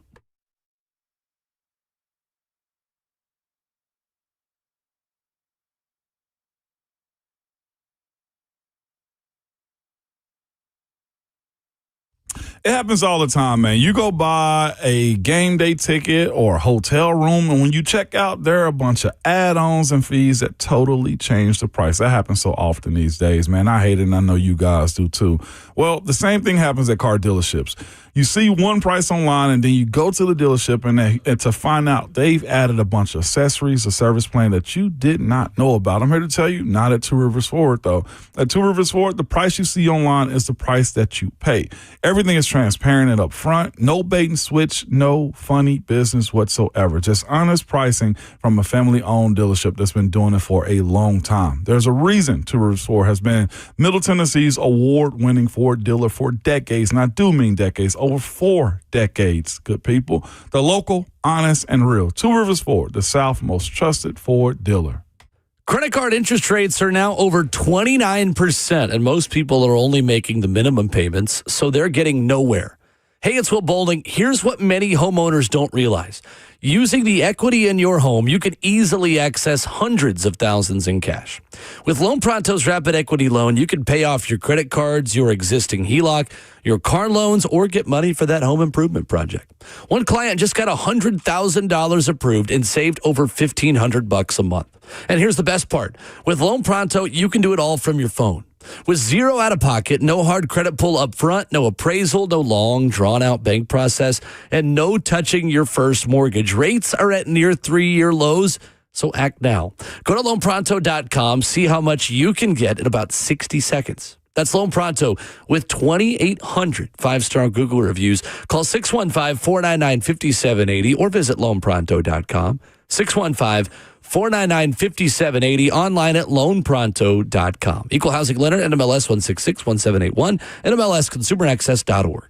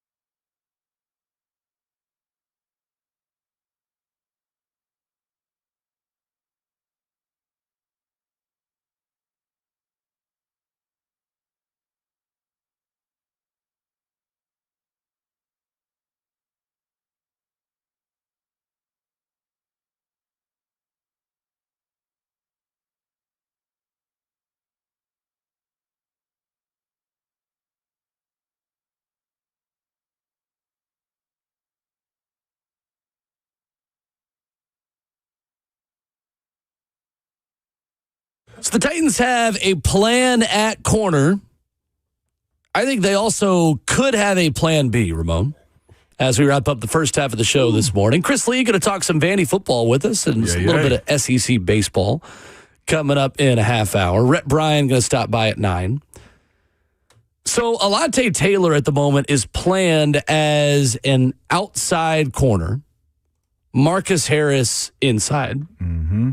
Cordell Flott on the other side. I'm good with putting Cordell Flott in Sharpie. That's a great baseline. Outside corner. I don't think it's bad at all. Those 3 is a solid baseline.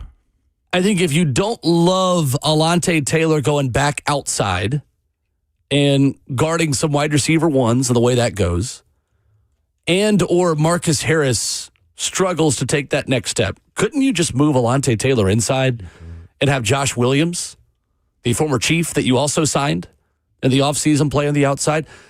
He is a player who is only 1 year older than Marcus Harris. He's on a second contract. Joshua Williams, as a 6'3", 193, former fourth-round pick of the Chiefs in 2022. I think that could be the break glass in case of emergency plan.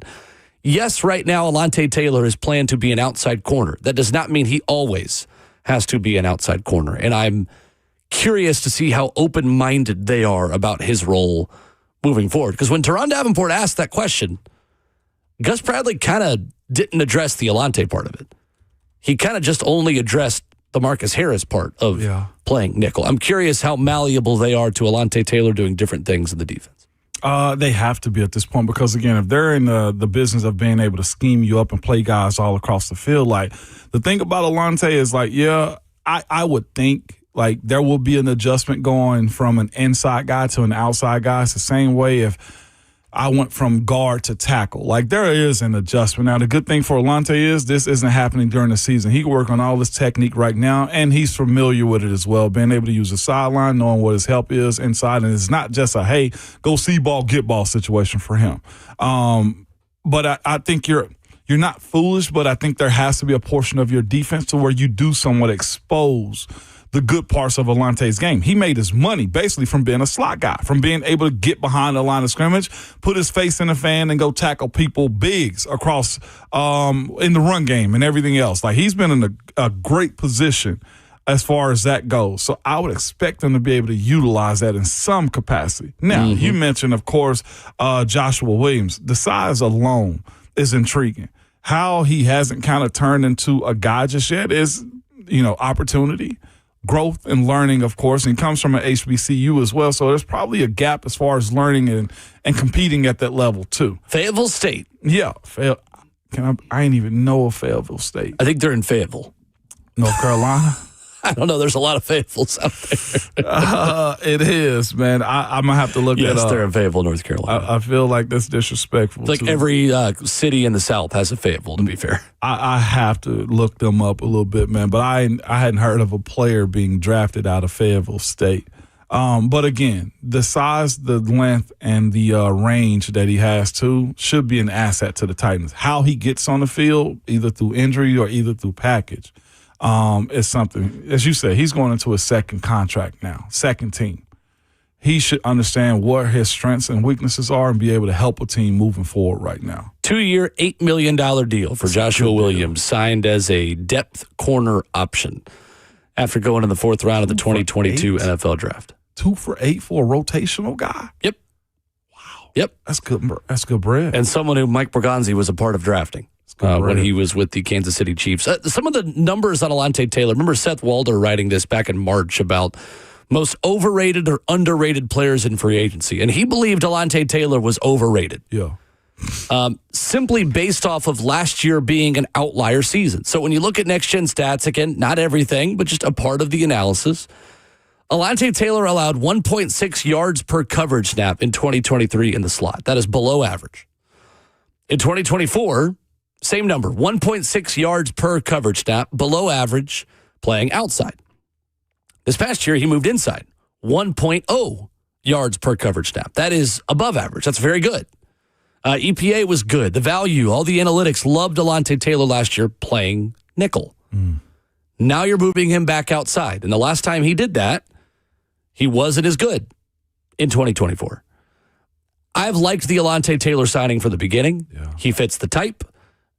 I'm not sure he is a long-term option, but to be fair, how many free agents really are? Most free agents are here for a contract and a half.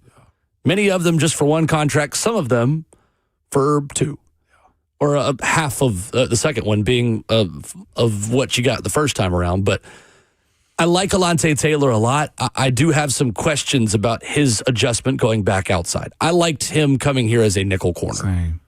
We're going to find out. We are. And I will say this, too. I think you're right. I think Joshua Williams helps that. Mm-hmm. I think most definitely having, if they're playing in a zone, I guess, concept for the most part, you can kind of scheme up how you cover guys up a little bit. And again, a good bit of this defense is predicated on the rush getting home, or at least creating chaos and getting the quarterbacks off their spots. Mm-hmm. That's where you might have some cover until, or if you have to go find your next guy. I'm never going to base a total opinion off of just analytics and just next-gen stats, because I think there's a bigger story to be told, and I think certain defenses with different defensive fronts can ask corners to do different things. So I'm not here to push any panic buttons on Alontae Taylor. I'm just curious. I'm interested to see how it goes. I think the best part of it is if your front four stays healthy, if your front seven stays healthy, I think this pass rush might be good enough, and I can't believe we're saying this because pass rush has been a problem spot for years. I honestly believe the pass rush might be good enough to make life easier for these two corners than the defenses they were on last year. For Cordell Flott with the Giants and Alontae Taylor with the Saints. You know, I was consistent all through draft time. I just never saw pass rush as big of a problem as many other people thought for this defense. I don't either. Yeah. Even if they don't get the numbers, I think they'll get the production as far as I don't think teams are going to be able to hold them at the line of scrimmage. I don't either. That's what I'm saying. I don't either. Yeah. I think they're going to be good at getting after the passer and pressuring the quarterback, even if they don't get home. Even All-Pro and Jeffrey Simmons, you added as much of a sure thing as you're going to find in free agency, in my opinion, in John Franklin Myers. Jermaine Johnson gives you scheme familiarity and speed. Mm-hmm. And I think Keldrick Falk is going to run his way into 4 or 5 sacks this year and help the other guys get more, too, because Keldrick Falk is a guy that's going to keep containment. Yeah. He may not fill up the stat sheet, but I think he helps Jeffrey Simmons and John Franklin Myers fill up the stat sheet. Easily. Hour 3 of the program coming up next. Your phone calls at 615-737-1045. We've got a couple of tickets to give away. The best team in the MLS Eastern Conference is back at home this weekend. Nashville SC hosts DC United. We've got your chance for tickets after this.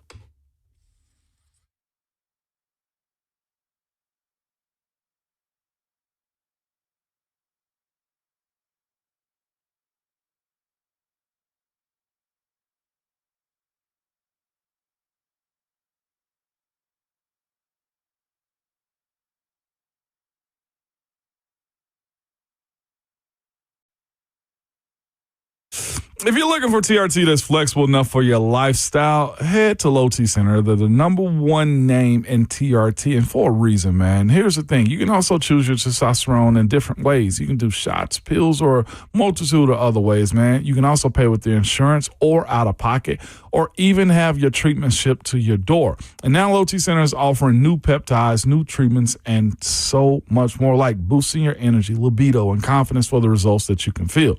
Synergex and Low T Center, they provide testosterone replacement therapy and hormone replacement therapy tailored to your body, your lifestyle, and your budget. When your hormones are imbalanced, good people, man, patients feel fatigue, low drive, mood changes, and body changes as well. Balancing your hormones means living a better, healthier life.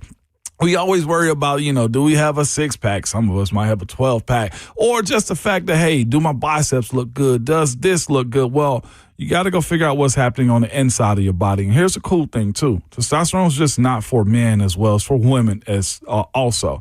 I'm telling you now, to book your free testosterone test, head over to fixmylowt.com. That's fixmylowt.com.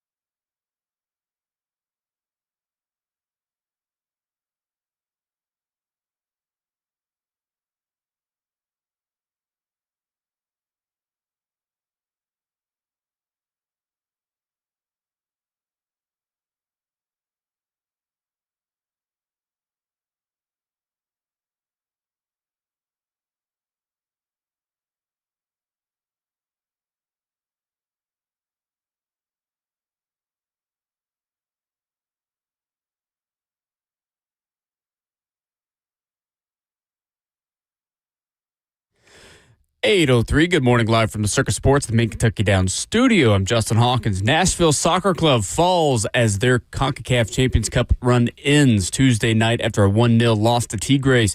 Nashville ultimately falls 2-0 on aggregate, and Tigres now will play the winner of Toluca and LAFC tonight. And then they'll play in the final. Nashville reached the semifinals for the first time in club history, but they'll return to MLS play as they host DC United this Saturday night at Geodis Park. NFL news yesterday, per Kevin Seifert of ESPN, negotiations between the NFL and the NFL Referees Association have progressed far enough that the union has scheduled a ratification vote for Thursday night. When formally approved by both sides, the agreement would avoid the necessity for using replacement officials this season. The existing CBA is set to expire at the end of the month on May 31st. NBA playoffs Tuesday night. The Pistons down the Cavaliers 111-101, taking Game 1 in their Round 2 series. And then the Thunder in the nightcap dominated the Lakers 108-90. They take Game 1 of their second round series. NHL playoffs, second round, Western Conference race. The Avalanche beat the Wild 5-2 and now take a 2-0 series lead. For all your foundation repair and waterproofing needs, you got to go to USSTN.com. Breaking news at once on your home for the Titans involves this is 104.5 The Zone.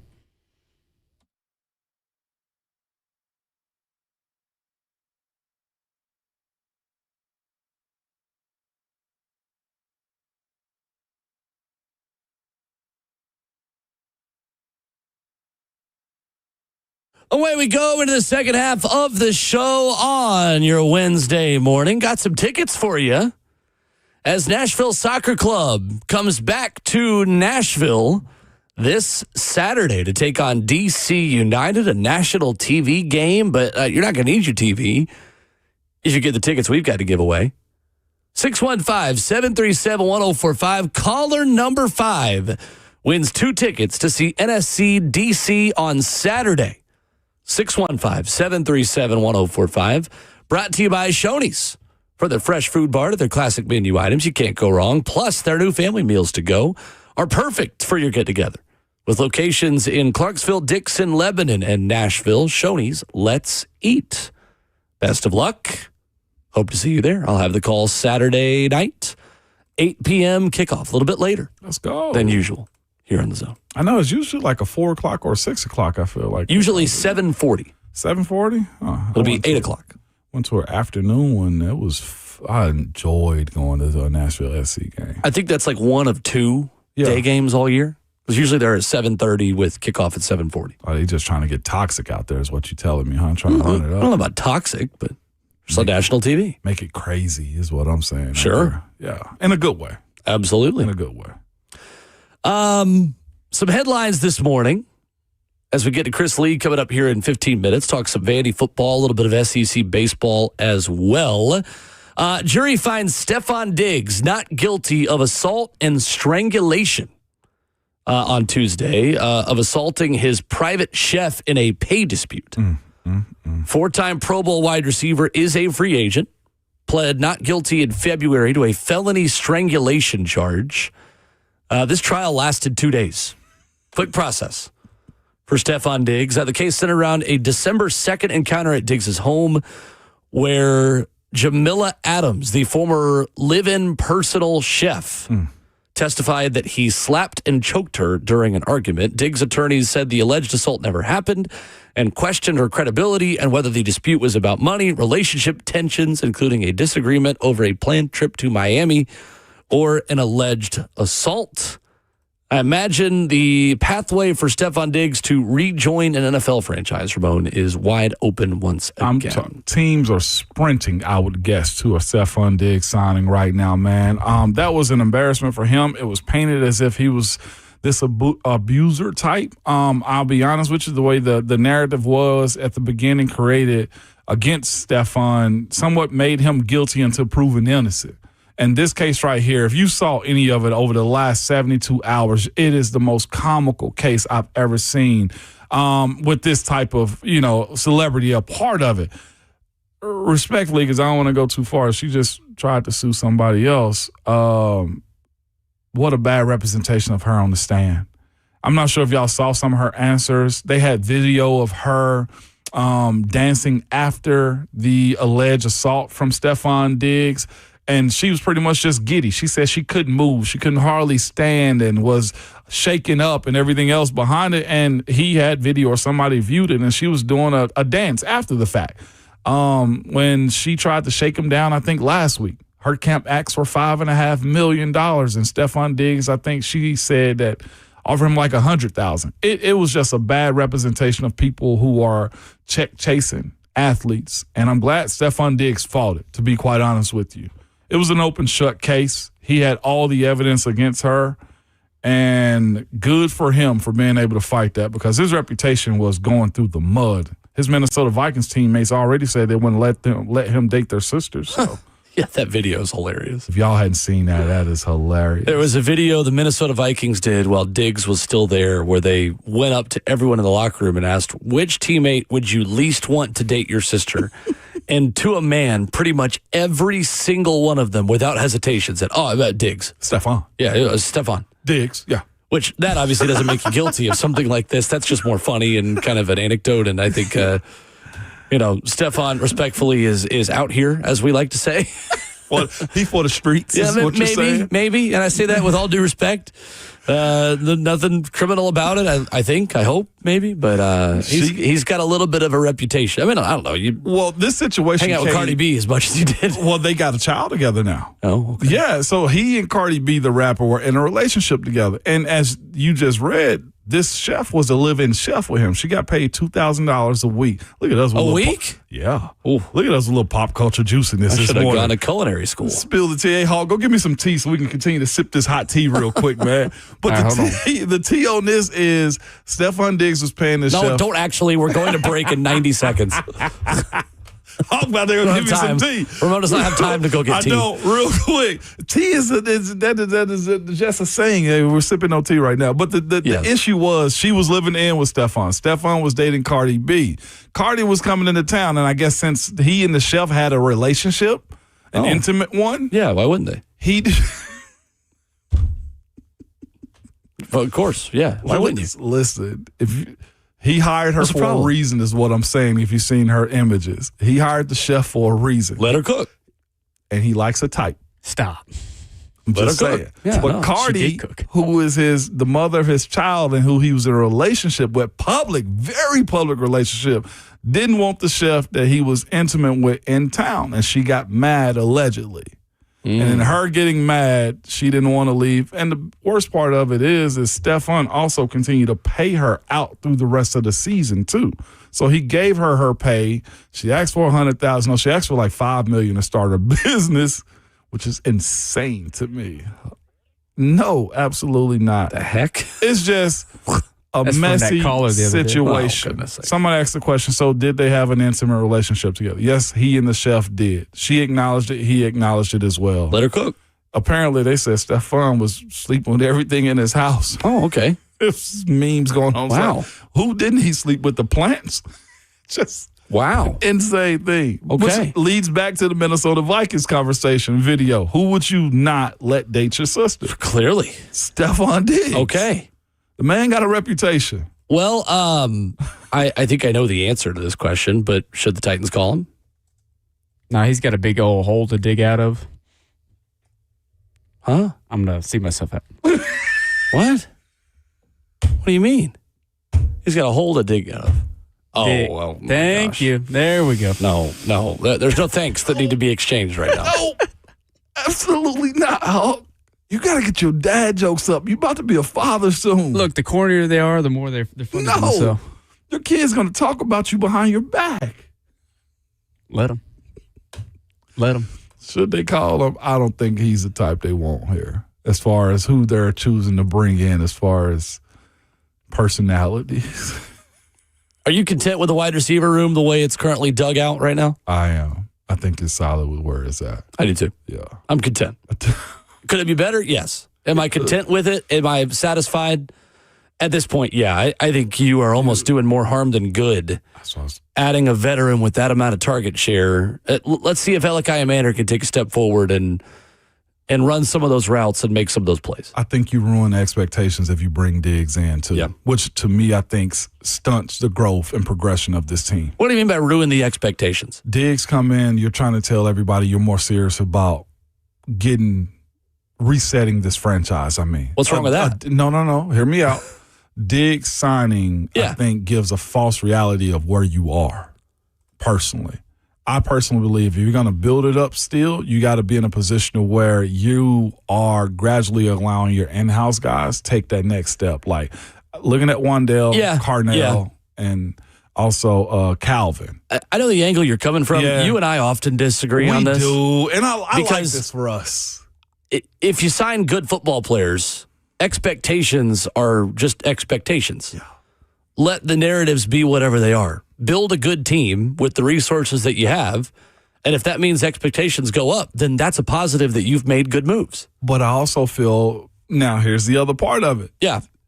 I also feel publicly that's why this team is viewed the way it is sometimes, though, too, by the fan base and by others, too, is you're doing a lot of nothing. Like, I think the signing of Diggs to me will be doing a lot of nothing, to be quite honest, and not actually is snacking and not having a whole meal.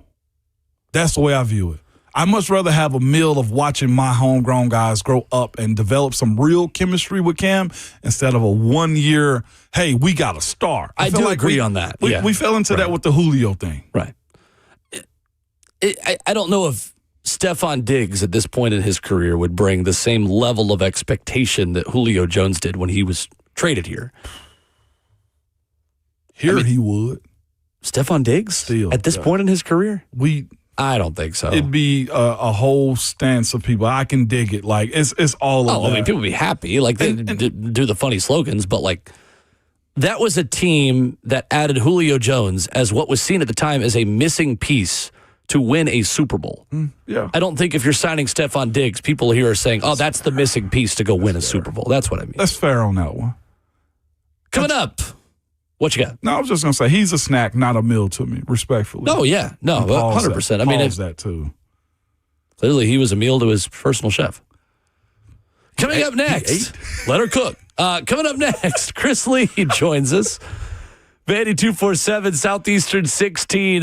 They do such a great job covering the whole conference. SEC baseball with the SEC tournament coming up. We'll talk about that, but we'll start with Vanderbilt football. Talk a little spring football storylines as Vandy heads into a very interesting summer for Clark Lee and Commodores football. We'll talk about that next.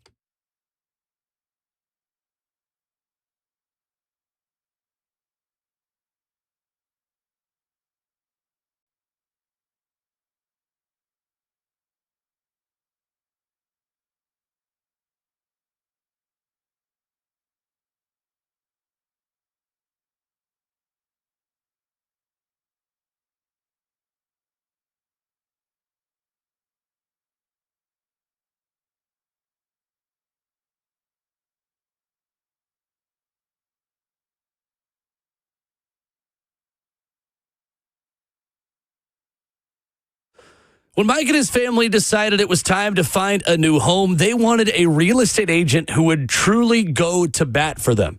That's exactly what they found with Bernie Gallerani Real Estate. Hey, it's Will Bowling. From the very beginning, the experience for Mike was nothing short of outstanding. The team worked hard to help them find the perfect home in the Legacy Farms area and then went above and beyond to make sure every detail was addressed. And we really do mean every detail. When it came time to negotiate, Bernie Gallerani Real Estate didn't just focus on the big picture. They fought for the little things too, like getting the window blinds included in the deal. It's those small touches that remind you your real estate agent is truly working in your corner. For Mike, that made all the difference. If you're looking for a real estate team that will advocate for you every step of the way and sweat the small stuff so you don't have to, make sure you walk into your new home with everything you need. Call Bernie Gallerani Real Estate today and get his 30-day guarantee. Bernie Gallerani guarantees to sell your home in 30 days or less, or he'll personally buy it from you. 615-428-2644, the number, online at BernieGallerani.com.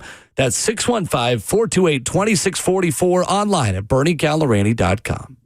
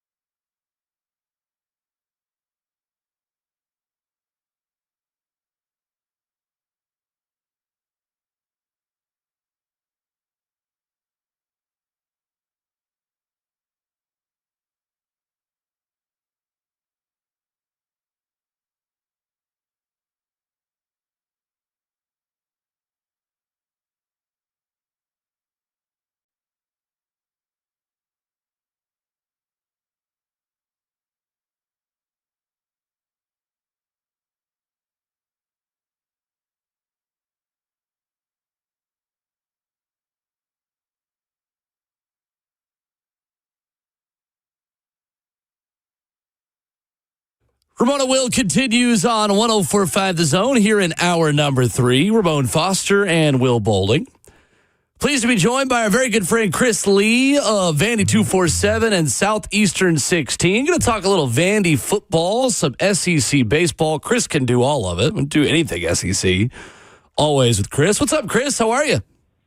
Hey, good morning. Busy time. I think it's always a busy time when you cover sports these days, but we're getting towards the postseason in baseball, and that is particularly interesting. Absolutely it is. I wanted to start, Chris, real quick on just kind of some Vandy football stuff and wrapping a bow on spring, which is now in the rear view in the SEC as we kind of go in the summer and kind of take stock of where everyone is. Really interesting offseason, and I know the quarterback battle and the coaching staff and Clark Lee's been smart about, hey, Jared Curtis has got to earn everything that he gets, and this is a battle, and this is open. How confident are you that Jared Curtis is going to be the guy week 1 when Vanderbilt opens the season? How open really is that battle in your opinion? Well, as I tell my wife, I'm not a mind reader. I will tell you this. He's the best guy they've got, right? I will also tell you this. Sometimes it takes talented guys a little bit of time to learn the system. And I'm not sitting here telling you I know that his learning the system is a problem. I'm just sitting here telling you that when I watch practice at times, they had 4 quarterbacks on the roster. Things were live for 3 of them most of the spring, and things were not live for one of them. It happens to be a guy who's the freshman. So now that can mean a lot of things, right? It can mean he's still learning some things. It can also mean he's our guy. We want to protect him. Here's the bottom line, okay? I don't know what they're going to do opening day. I don't know, is Clark Lee going to get to the camp and say, hey, look, we're going to go this down to the wire, and maybe they end up saying Blaise Berlowitz is our guy, for the Austin Peay game, because it's Austin Peay, and what are they going to do? And maybe Jared Curtis comes in, in the second half and quote unquote earns the job. Do I think it's going to play out like that? No, I don't. I think Jared Curtis is going to be their guy. If you had to put a gun to my head, I'd say Jared Curtis will be their guy opening day. But I can give you reasons why it could look a little different. Just based on the experience of the guys. Blaise Berlowitz has been, 3 years in the system, including the time back to New Mexico State. And so I could see it playing out a little differently, but look, I think he's the best quarterback on the roster. He's everything that people said that he was when I've seen him in practice. You guys have seen him too, and I think common sense tells you don't steal a kid away from Georgia, who's the number 1 prospect in America by some, if the guy doesn't have a good reason to think he's the guy right away. Chris Lee, Vandy 247 with us. Chris, I called that state title game on TV that he had. I've never seen a quarterback just look so much more mature than, respectfully, pretty much everyone else on the field. And there were some really good players on that field and on that Nashville Christian team beyond just him as well. So no disrespect to any of them. Just more about how ready he is. I mean, kind of a little bit of Matthew Stafford, a little bit of Josh Allen, almost in the way that he played. I am curious, though, on just the overall returning offensive production. And Vandy ranking number 115 in college football this year in returning offensive production coming back around him. The beauty of always being old, Chris, is that you're always experienced. The downside is you've got to go find more old guys, and you've got to find more veterans. How do you think they've done in replacing a lot of those guys up front as 4 new starters have got to be there up front in front of probably Jared Curtis? Yeah, I mean, those are some big questions. I mean, start with the offensive line. They think their bunch is better this year than it was a year ago. No, it's less experienced. It's still fairly experienced, but it's less experienced than it was a year ago. So how does that play out? I mean, does that mean that the line gets much better in the second half of the year, but you see some mistakes at the first? It could be that way, but I'll tell you this. I thought this line picked up on the system a lot easier than last year's did. I mean, even 2 weeks into camp, there were so many false starts in August last year that I thought were going to be an issue for them, but I didn't see in spring practice. So maybe it came together more cleanly than expected. I think, my question is, how do they replace the guys that Diego Pavia had? And Diego himself, too. I mean, it wasn't always just the numbers. It was the remarkable ability to just see defenses and make plays that nobody else, including Jared Curtis, is going to make in ways that he made them a year ago. I think that's the question. How do you replace an Eli Stowers, who was the best tight end in the country? They got a few kids through the portal, including bringing Walter Taylor back, who'd been a quarterback at Vandy 3 years ago. How does he adjust and become a tight end? He did some good things. Can he be as productive as Eli Stowers? Probably not. I don't think anybody can. They lost Trey Richardson, who was a big-time deep threat for them late in the year. Junior Sherrill had an outstanding spring.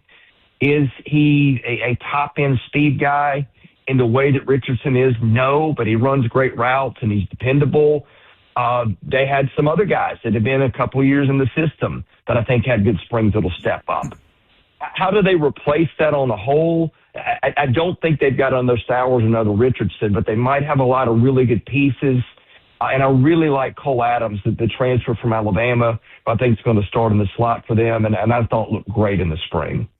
No doubt about it. We're joined by Chris Lee this morning, speaking on a little bit of Vandy this morning. Chris, the question I have is with the mentality that Diego Pavia created, and I'll say this too, I think he deserves a statue, his name in a ring of honor or something, because I think he's been one of the more important SEC players and most definitely Vanderbilt players that this league has seen in a while. And he did it his way. Jared Curtis is not a small quarterback at all. He's about 6'3", 6'4", 220 to 230. Will they ask him to be as physical as Diego Pavia was last year? Will it be more of a sit back and, throw type of offense for him?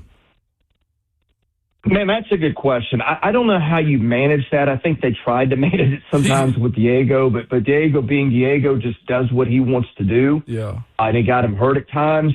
Curtis has shown that ability to put his head down and bowl through defenders, and obviously he's a very athletic kid. He's a franchise-type quarterback. You don't often use that term in college and especially at Vandy, but that's what he is. I think they find a way, because I do think, Ramon, that the system attracted him. Yeah. It fit his skills. He's different than Diego, but everything that you need to do in that offense, including your running ability, he's got. So I think you try to smartly work with what you have and work within the kind of the promises the things that attracted the kid to the system to let him shine in that. But you also don't want him getting a concussion against Austin Peay either for reasons that, are pretty obvious. No doubt about it. It will be fascinating because he did run in high school. I saw some of his games too. He's most definitely a weapon. Chris, I have to ask you, because you've been in the trenches, man, with Vandy for a while. You understand the ins and outs. You've seen the ups and you've seen the downs as well. But from baseball, seems to be getting on track. Basketball, women's basketball with Shea Ralph, and you also look at Clark Lee in football.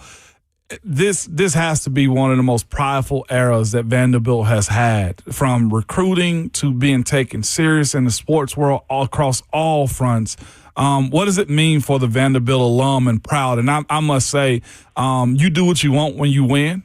And I've most definitely, and Will has, and any Vol fan has heard, Vanderbilt be loud this year. But again, you do what you want when you win. And how prideful is that from the West End and just Commodore Nation at this point? Oh, I think it's at a high we haven't seen in a while. The last time I saw it kind of close to this was around 2014, right after they won the national championship in baseball. James Franklin had just taken them to 9 wins in back-to-back years, but left. And basketball was in a pretty good place. I think they were an NIT, borderline NCAA tournament type of program. I think women's basketball was still doing pretty well. The highs were a little higher with the national championship in baseball. Didn't see that this last few years, but I think football is always king.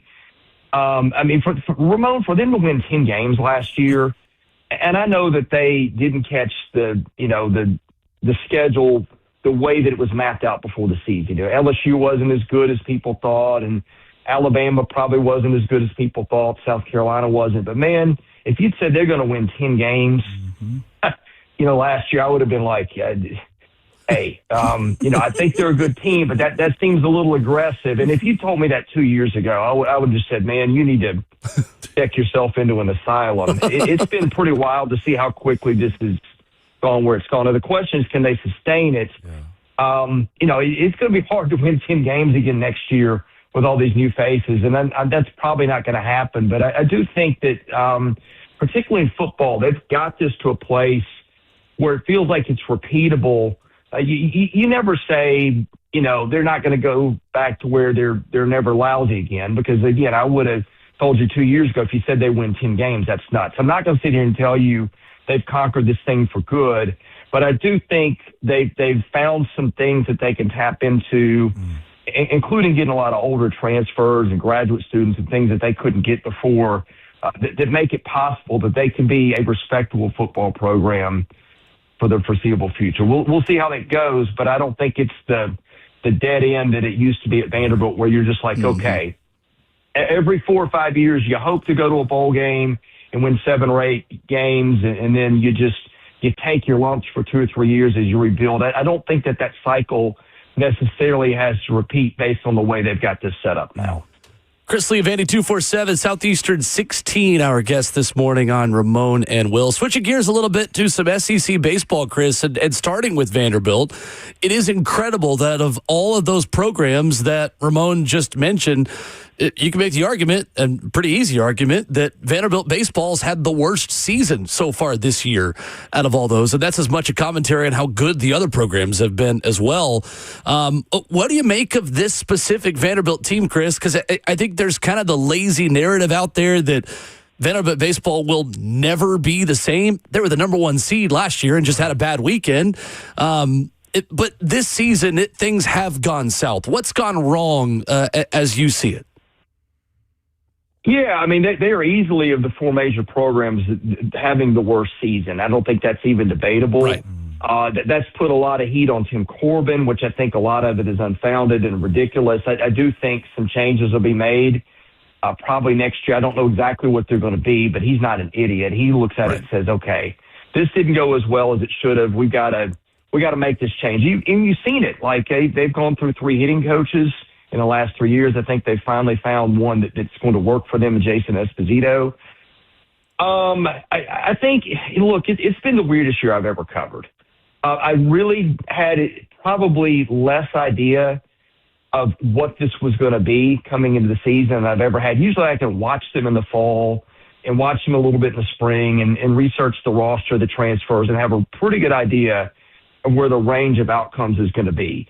This one I had less idea that I've ever had, I think, going into the season that I've had and maybe ever.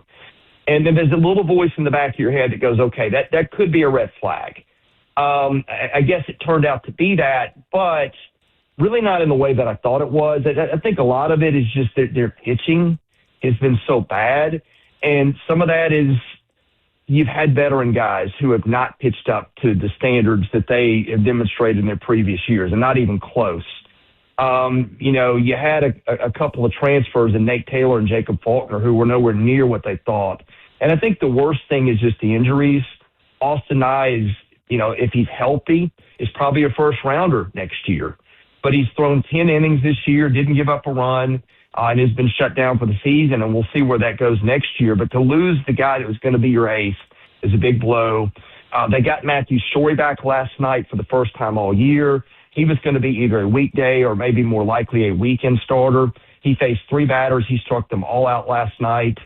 We need to see a little bit more Miller Green, the Lipscomb Academy kid who I hadn't seen in a couple of weeks. He was hurt the first 2 months, came back. It's been mixed. I think you look at it in the development or lack of development of the upperclassmen, plus a bunch of guys that are key arms that have been hurt. You can kind of explain it. I'm not saying people have to be happy with it. But if Austin Nye's hurt, Matthew Shorey's not going to throw a pitch until May. Miller Green's going to throw, 3 innings. Some of those things you can at least start to say, okay, I can see how this can go more poorly than we think.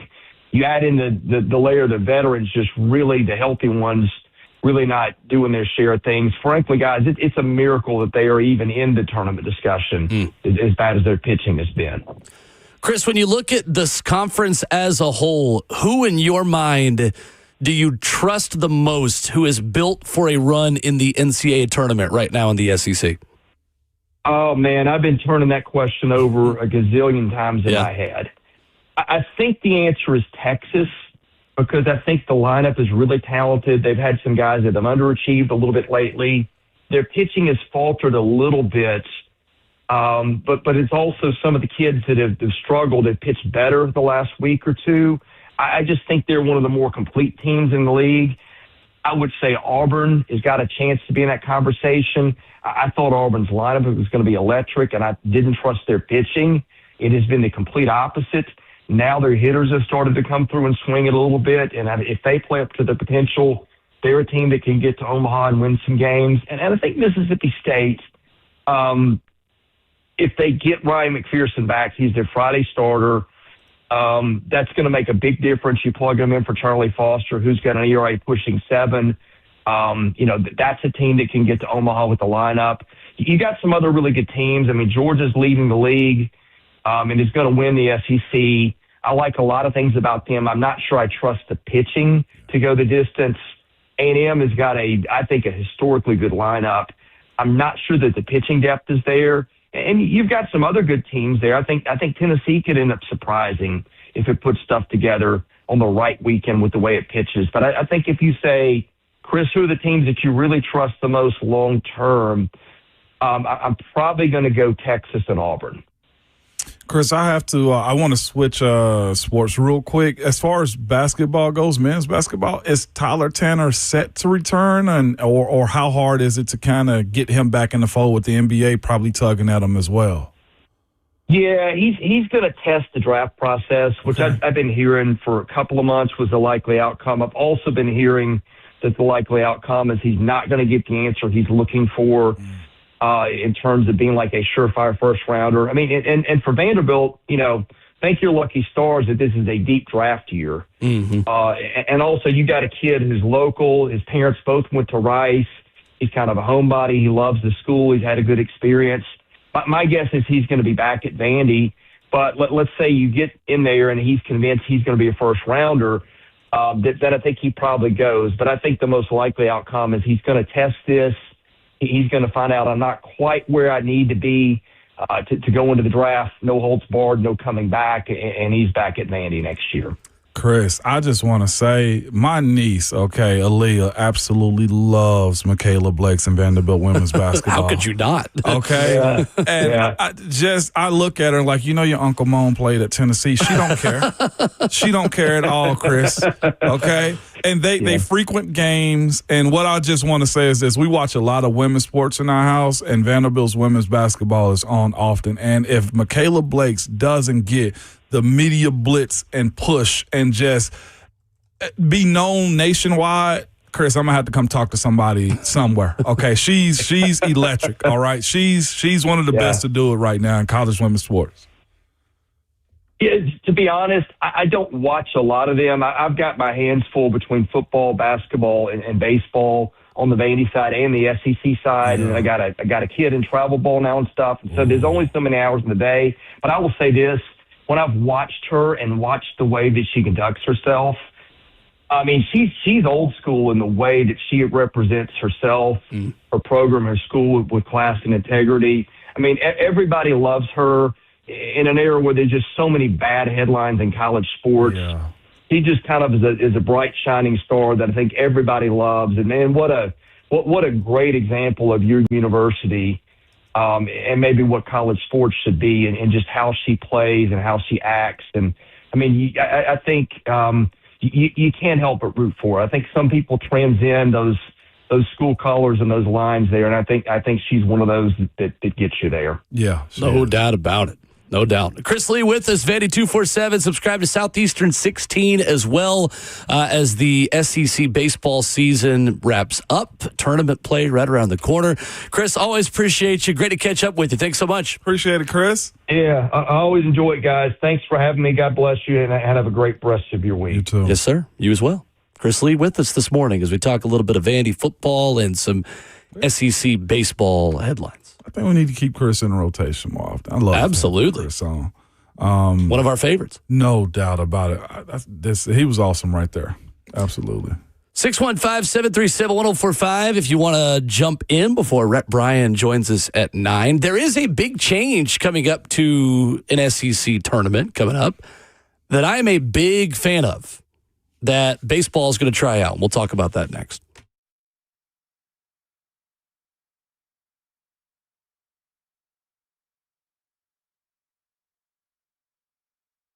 It's Ramon Foster for Medical House Calls. Good people, they're available to you 7 days a week. Yes, Monday through Sunday, you can get you a little treatment before you go out on Saturday night or before you go to church Sunday morning. Either way, they will come to you, man. Same day appointments are available to you or next day guaranteed. If you are feeling a little bit under weather or have a little bit of a sickness coming on, I'm here to tell you, man, get the IV therapy that they provide to you. They will come to your house and administer you an IV, put all of those good vitamins, and you get you the electrolytes that you need and just the hydration that it provides as well, man. It's just good what it does. If you're feeling fatigue or got a persistent illness going on or difficulty focusing or being productive, this is where the IV therapy can help you.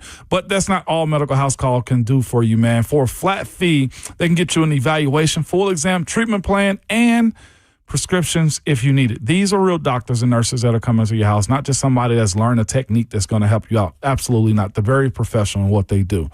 Simply head over to medicalhousecalls.com or call or text them 615-838-2375.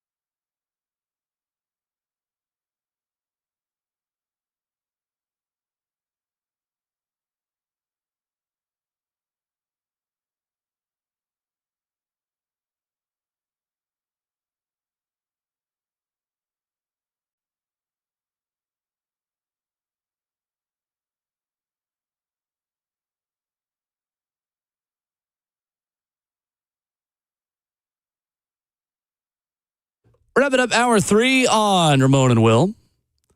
So in baseball, there are more opponents to change than most other sports. Baseball is America's pastime. It is rooted in tradition, and, well, we've done these things since the 1800s. And to be fair, the Braves, who are off to their best 35-game start since they were the 1892 Boston Bean Eaters, comes with a certain level of history, right? I have been a fan, Ramon, of a lot of changes in the sport of baseball that originally I didn't think I was going to like. The DH in the NL, I was staunchly against because I'm an old man shaking fist at cloud when it comes to baseball sometimes. I've liked it. I've also loved the ABS challenge system in Major League Baseball. I agree with you there. I am a huge fan. Yeah. The strategy that still comes with it, you got 2 for the whole game. The other day, Sean Murphy came back for the Braves. They were out of challenges in the first inning. Tough. Nothing else. Your prerogative. I like the strategy that comes with it. I like the fan aspect of, when they show it on the big screen. Well, it's coming to the SEC tournament. Is it?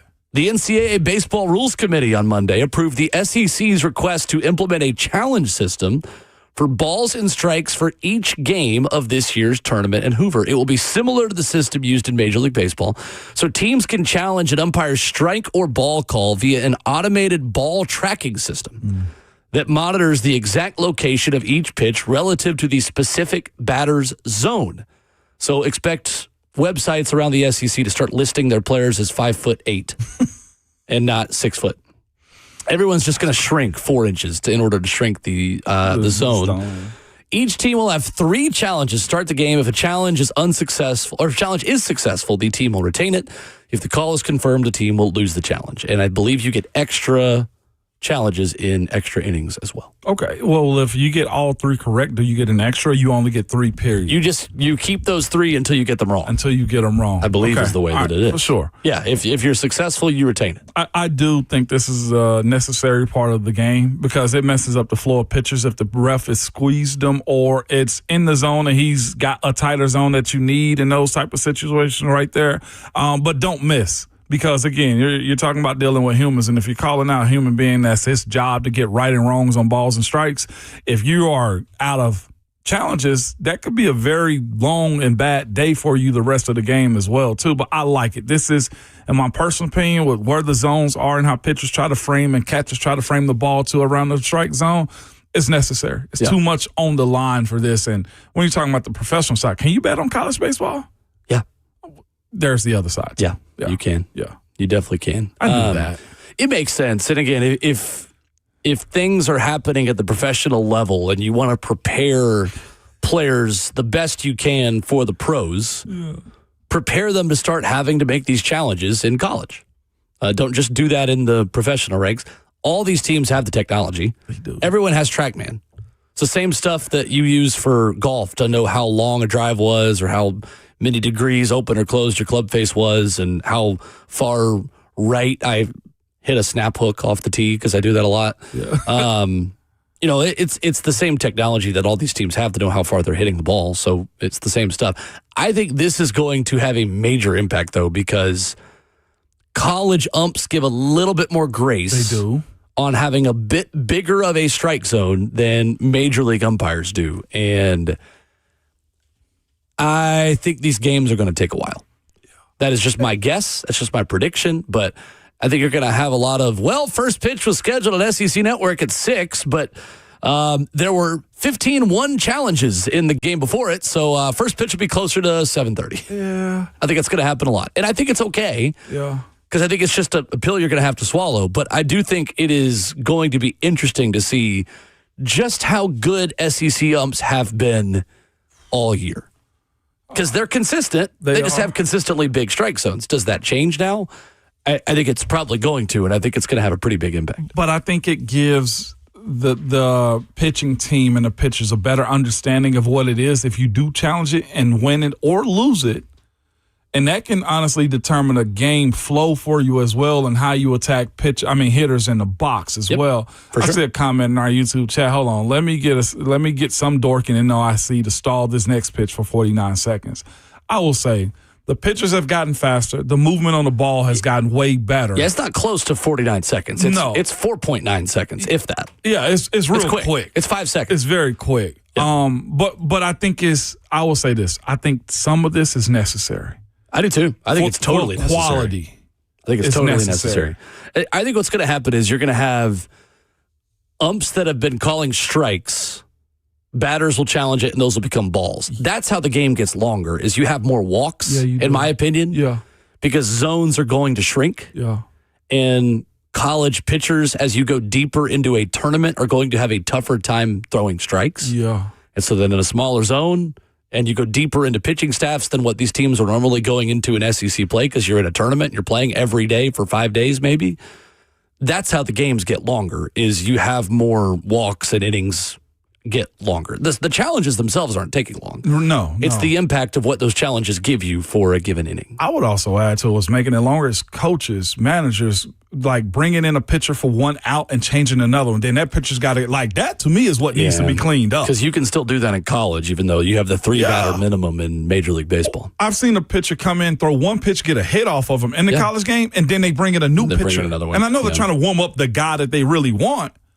But that's extending the game way more than anything else is at this point. And I'm not sure that'll ever change in college because of the safety risks of throwing guys too much. That's and true. You still have the college aspect of, hey, we got to save these arms for their professional careers. But it's that time of year. I love the NCAA baseball tournament. I'm not sure Tennessee's going to be in it for very long, but I'll watch everyone else. No doubt. Squeeze play with that entire crew, Chris Budd and Chris Burke and Mike Rooney. And all that crew, squeeze play is so much. It's NFL red zone for college baseball, and I love it. You guys love baseball. It's my I do. soccer and football are my big three, and basketball, of course, big four. Okay, I was about to say. It's fourth, but it's in my big four. Coming up, it's just because I don't watch the NBA, so it's the only one where I don't watch the pro sport. Rhett Bryant is here. We'll talk a little bit about Titans rookie minicamp, the headlines coming out of all of that over the weekend. Plus, we start to go around the divisions. We're starting at home in the AFC South. We're with Rhett Bryant after this.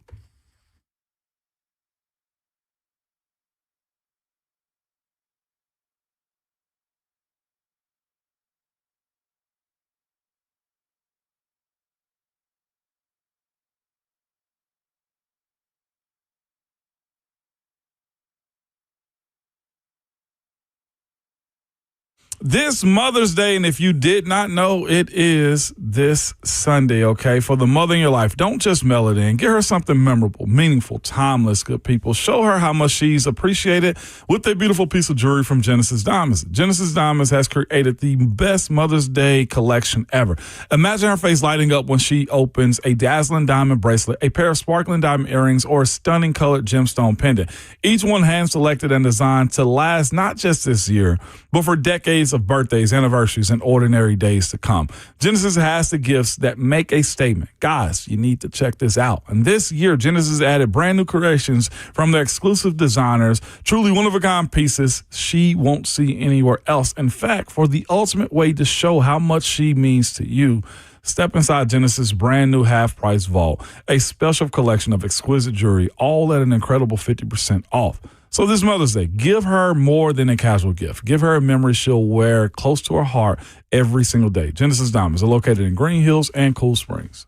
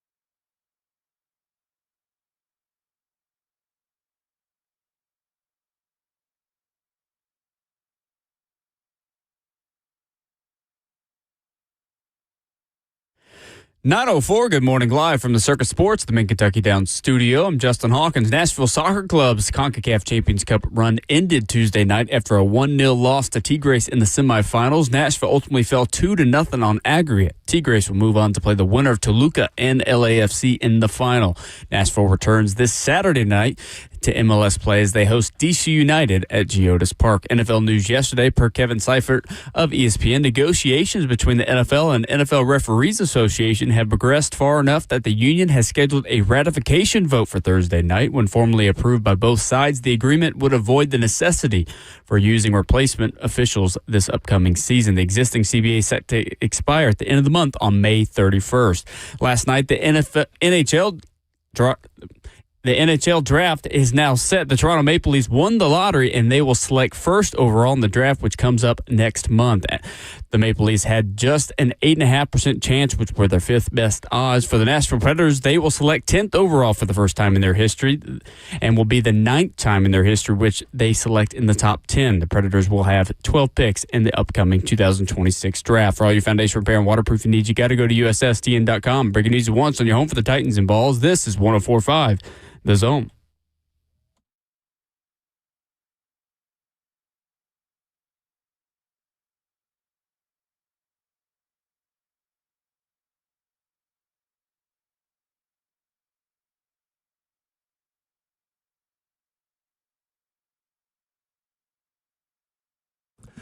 Fourth and final hour of the show, on the show that plays its best ball in the fourth quarter. Welcome into Ramon and Will on this gloomy and rainy Wednesday morning. We'll brighten things up for you a little bit, I hope, which we're trying. We're doing our best. He's Ramon Foster, Justin Hawkins, our producer. I'm Will Bowling. Rhett Bryan is here for his weekly visit. What's up? There we go. Yeah. Just hanging out with you guys. Yes, sir. And by the way, it is gloomy and rainy, but boys, we needed some rain. Yeah, we did. We need some rain. Like, we're in a drought. And unless you want to be, people want to be watering their yards all summer. Yeah. We got to have some days like this. No doubt about it. Yeah, and that ain't even grass dad talking right there. That's just, we need a rain. Yep. The water table is low. Yeah, no doubt about it. That's man. just Father Nature, Rhett Bryan. Hey. I like that. I learned that. I just thought about it. I'm Never thought messing about with it. it. I'm You messing like the with it. weather, and you're Father Nature. There you go. Going to talk a little bit about some of the rookie minicamp headlines. Instead, we've been talking a lot about Gus Bradley's comments on Saturday about the linebacker position, how every linebacker, Rhett, is seen as the same. They have a type. They want speed. They want short area quickness. But with all the questions about offense and Carnell Tate and Cam Ward and Brian Daboll, we've kind of taken stock a little bit this morning on the lingering questions about the Titans' defense following the NFL draft. As you kind of piece all this together and look at the draft class, the free agency stuff, the system change, and all of this, what questions remain for you about Robert Saleh and Gus Bradley's defense in year one here for the Tennessee Titans? If I'm just thinking off the top of my head, I'm going with the third level back there with corner. Yeah. I'm going with that. Secondary, I still think needs some fleshing out there. I think the linebacking core has its main players, especially after they drafted Anthony Hill Jr. to kind of work into all of that. And I like, what they've got up front, knowing that they're going to rotate guys in and out. But I would start with corner if I had to guess. What would be, I know you guys have been talking about this morning. What was your opinions? Mine was run game because so much is predicated on it. Last year was a little bit of a nosebleed at times for the Titans. Yep. In this new defense, how will they structurally make that a non-issue? Not just ranking, but like situationally when they are in a position where the games are close and you got to be able to stop the run and get the ball back. And that's where I feel like most defensive coaches hang their hats, is being able to control the line of scrimmage first. And that, to me, I think is top of the mind when there's so many new moving parts, new scheme, et cetera, that's going into it. You have no idea how valid your point is. You do, or you wouldn't have said it. You can tell me. I'll track that back. We're going to go over AFC South comings and goings and what they did in free agency and what they've done in draft. And Liam Cohen has been on the record saying they want to run the ball and run it more effectively in Jacksonville. And then with what they did in Houston in the offseason, we'll point to that as well. So, and then Jonathan Taylor still lives in Indianapolis. So there's that. But you're exactly right. And Will, what was your opinion, sir? I said corner depth and nickel as a question because I'm interested in Alontae Taylor moving back outside from what we know about the plans for this season, and maybe even still having a plan B of, hey, if we don't see the same level of production from Alontae Taylor that he had last year inside for the Saints, you can always kick him back inside, and you do have Joshua Williams that you brought in from the Kansas City Chiefs as a longer 6'3" outside corner option if you felt like he needed to go that route. But just the overall question about Marcus Harris, the big nickel set that Robert Saleh defenses have used so much. Is that Kevin Winston Jr.? Yeah. Is that Mahmoud Diabate? Is that James Williams? Is that Marcus Harris, who can kind of be that nickel? It feels like there's a little bit of a revolving door there. And I thought it was interesting what Gus Bradley said Saturday. We played the audio of it earlier. He said, we're still looking at nickel, and that's something that's going to go through training camp. And that's in no means settled in May, on May the 6th.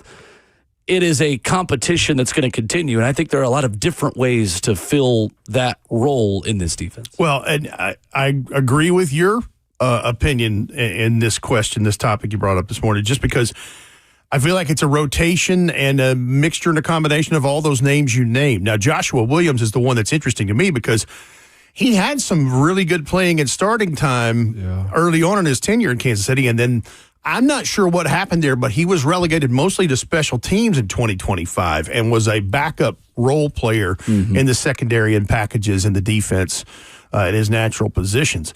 I mean, one of the answers to that quiz has got to be Kevin Winston Jr. and being healthy and on track and available and ready to roll because really like that draft pick last year. Would have argued that there's a chance he would have been in the bottom of the first round had he been healthy and not missed most of his last season at Penn State.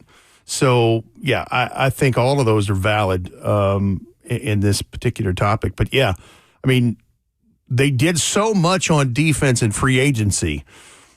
I feel like on paper, at least, they've addressed quite a few things because that was where the most needs were. And obviously, the other side of the ball has some things that need, offensive line is still question mark. So I know we'll have another day for that. But, I think those back 2/3. But we addressed something in all three levels. Right. Really. Straight up. Almost at the second level is the one that we left alone for the most part. Yeah. They really clearly like Marcus Harris. And I know they're learning about the fit in the defense, and we talk so much about these position battles in May, and that it feels like once you can hit people, everything changes, right? And once you throw pads on that second week of camp, everything changes at the beginning of August. So you take all these things with a grain of salt, but it does kind of set the table for battles. It doesn't always mean they're won this time of year. James Williams was the starting inside linebacker next to Cody Barton this time a year ago, and Cedric Gray in Atlanta at joint practices took that. Sure did. But for Marcus Harris, Rhett, he's going to be 25 this season. Joshua Williams is on his second contract, 2 years, $8 million from the Chiefs, and is only 1 year older than Marcus Harris is. Right. So there is an opportunity here for Marcus Harris to illustrate what I think the Titans clearly like out of day 3 of the NFL draft is experience and immediate projectability. We're not thinking 20-year-old, 21-year-old, get them by the end of their rookie contract before they can really contribute for day 2 picks and day 3 picks. From what this organization has shown us under Mike Borgonzi, they value experience and age. Older prospects have really filled up their draft boards over the last 2 years. Well, and it really is a byproduct of the pandemic, COVID, and NIL and transfer portal all kind of combined together. Because, Harris grounded out as a Wyoming Cowboy for a while before he hopped a couple other plays. Like he's been there and done that in several different things. Right. So that's kind of what this is for right now. Even though we're getting past those classes of the COVID year, the NIL and transfer portal is dictating some of that now. For sure. It is, and I think it's smart, though, too. If you can get young developmental, if it does trend that way, Will, you're going to be the first one I reference about, hey, back end, they're going old. Front end, they've gone younger prospects with higher ceilings, and in the back end, they've gone with higher floor, just solid, older prospects. But if you think about it, that is one way to kind of do it. Like your high risky, your high round, or your low round risky guys, get them young. That way you give yourself more time to build with them. I honestly am looking at this. It might be a benefit of the portal, of the NIL era, by having guys go back to college, get more maturity, at least mentally, to where you have guys coming to this league ready to roll like Marcus Harris. And you say, like I said, it's a beautiful game with a dirty business. The beautiful part of it is Marcus Harris is ready to go. The ugly part is he'll be on his second contract at 28, probably. Mm-hmm. Yep. And at that point, you make a decision as a franchise. Do we move on or do we give him a short-term deal?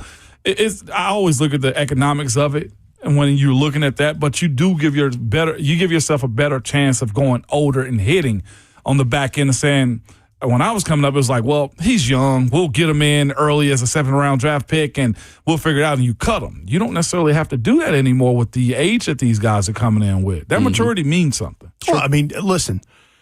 Look at Vanderbilt's success last year. They had some grown men in the transfer portal, 26, 27 years old. Mm-hmm. It's true. So absolutely. Yeah. And high floor is what we're talking about here. To your point, though, too, about that, like Vanderbilt benefited from it in the immediate time zone that they were in, Those guys didn't get drafted. They'll probably have opportunities, but like Vanderbilt has zero concern, or any other school that uses that philosophy. Like, if you help us win right now, thank you. Oh, we love you. Whatever happens after us is on you. Enjoy. Enjoy. Thank you for your services. Rhett Bryant in studio with us as we continue here in hour number 4. The incomings and outgoings in the AFC South. We're going to do each division as we run through this in the NFL offseason, and we start at home with Rhett coming up next.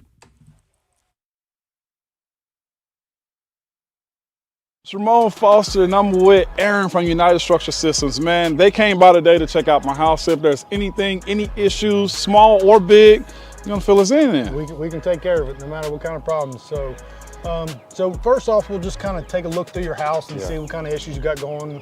You know, cracks in the brick, cracks in the drywall, weird spots in the floor, doors sticking, windows not opening properly. Once we identify those areas, we're going to do a thorough inspection around the outside, make sure there's no issues going on with that. And then once we look over it, we'll talk about what's going on, and hopefully we ain't got no issues, and then we'll go from there. Let's go. Let's go.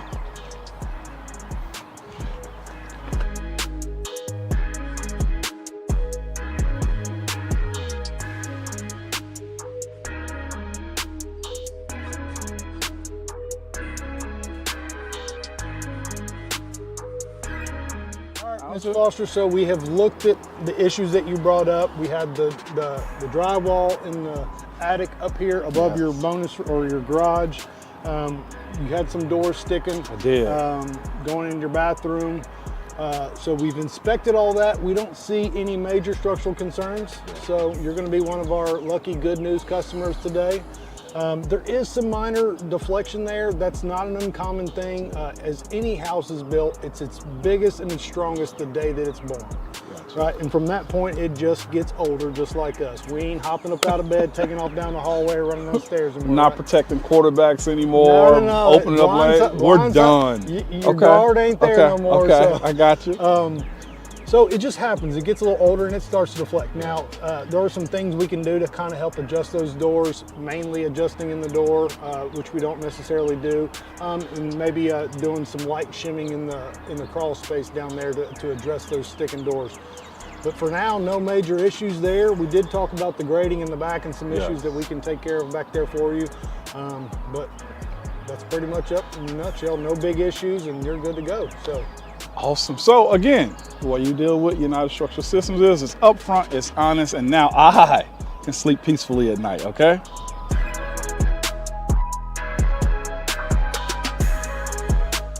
This is a different court, Blair. Same result, Slay.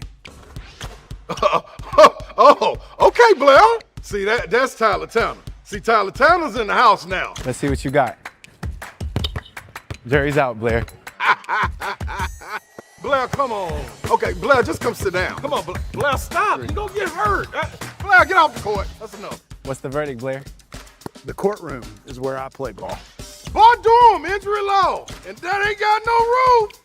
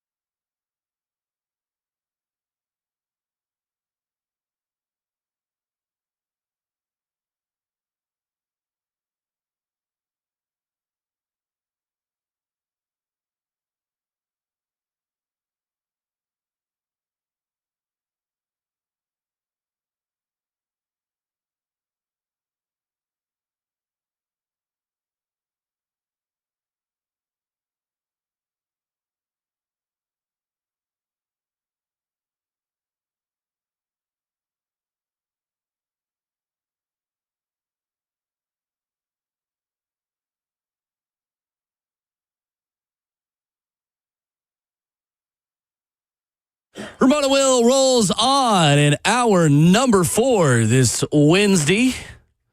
Rhett Bryan's in studio, as is Ramon Foster, myself, Will Bowling, at Ramon and Will on Twitter.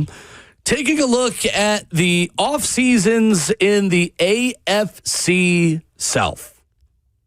We hate them, but we want to know a lot about them. Know your foe. That's exactly know right. Your foe, baby. That is exactly right. Dealer's choice, Rhett. Where would you like to begin this morning? Let's start in alphabetical order at the Houston Texans. Okay. 12-5, second place finish in the AFC South. The big thing with them, and it has been for the last 2-3 seasons, is what is this offensive line and how do they protect their investment of C.J. Stroud?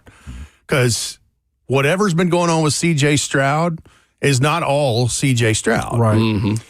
They allowed 54 sacks last year and drafted Ariante Ursary in the second round last year.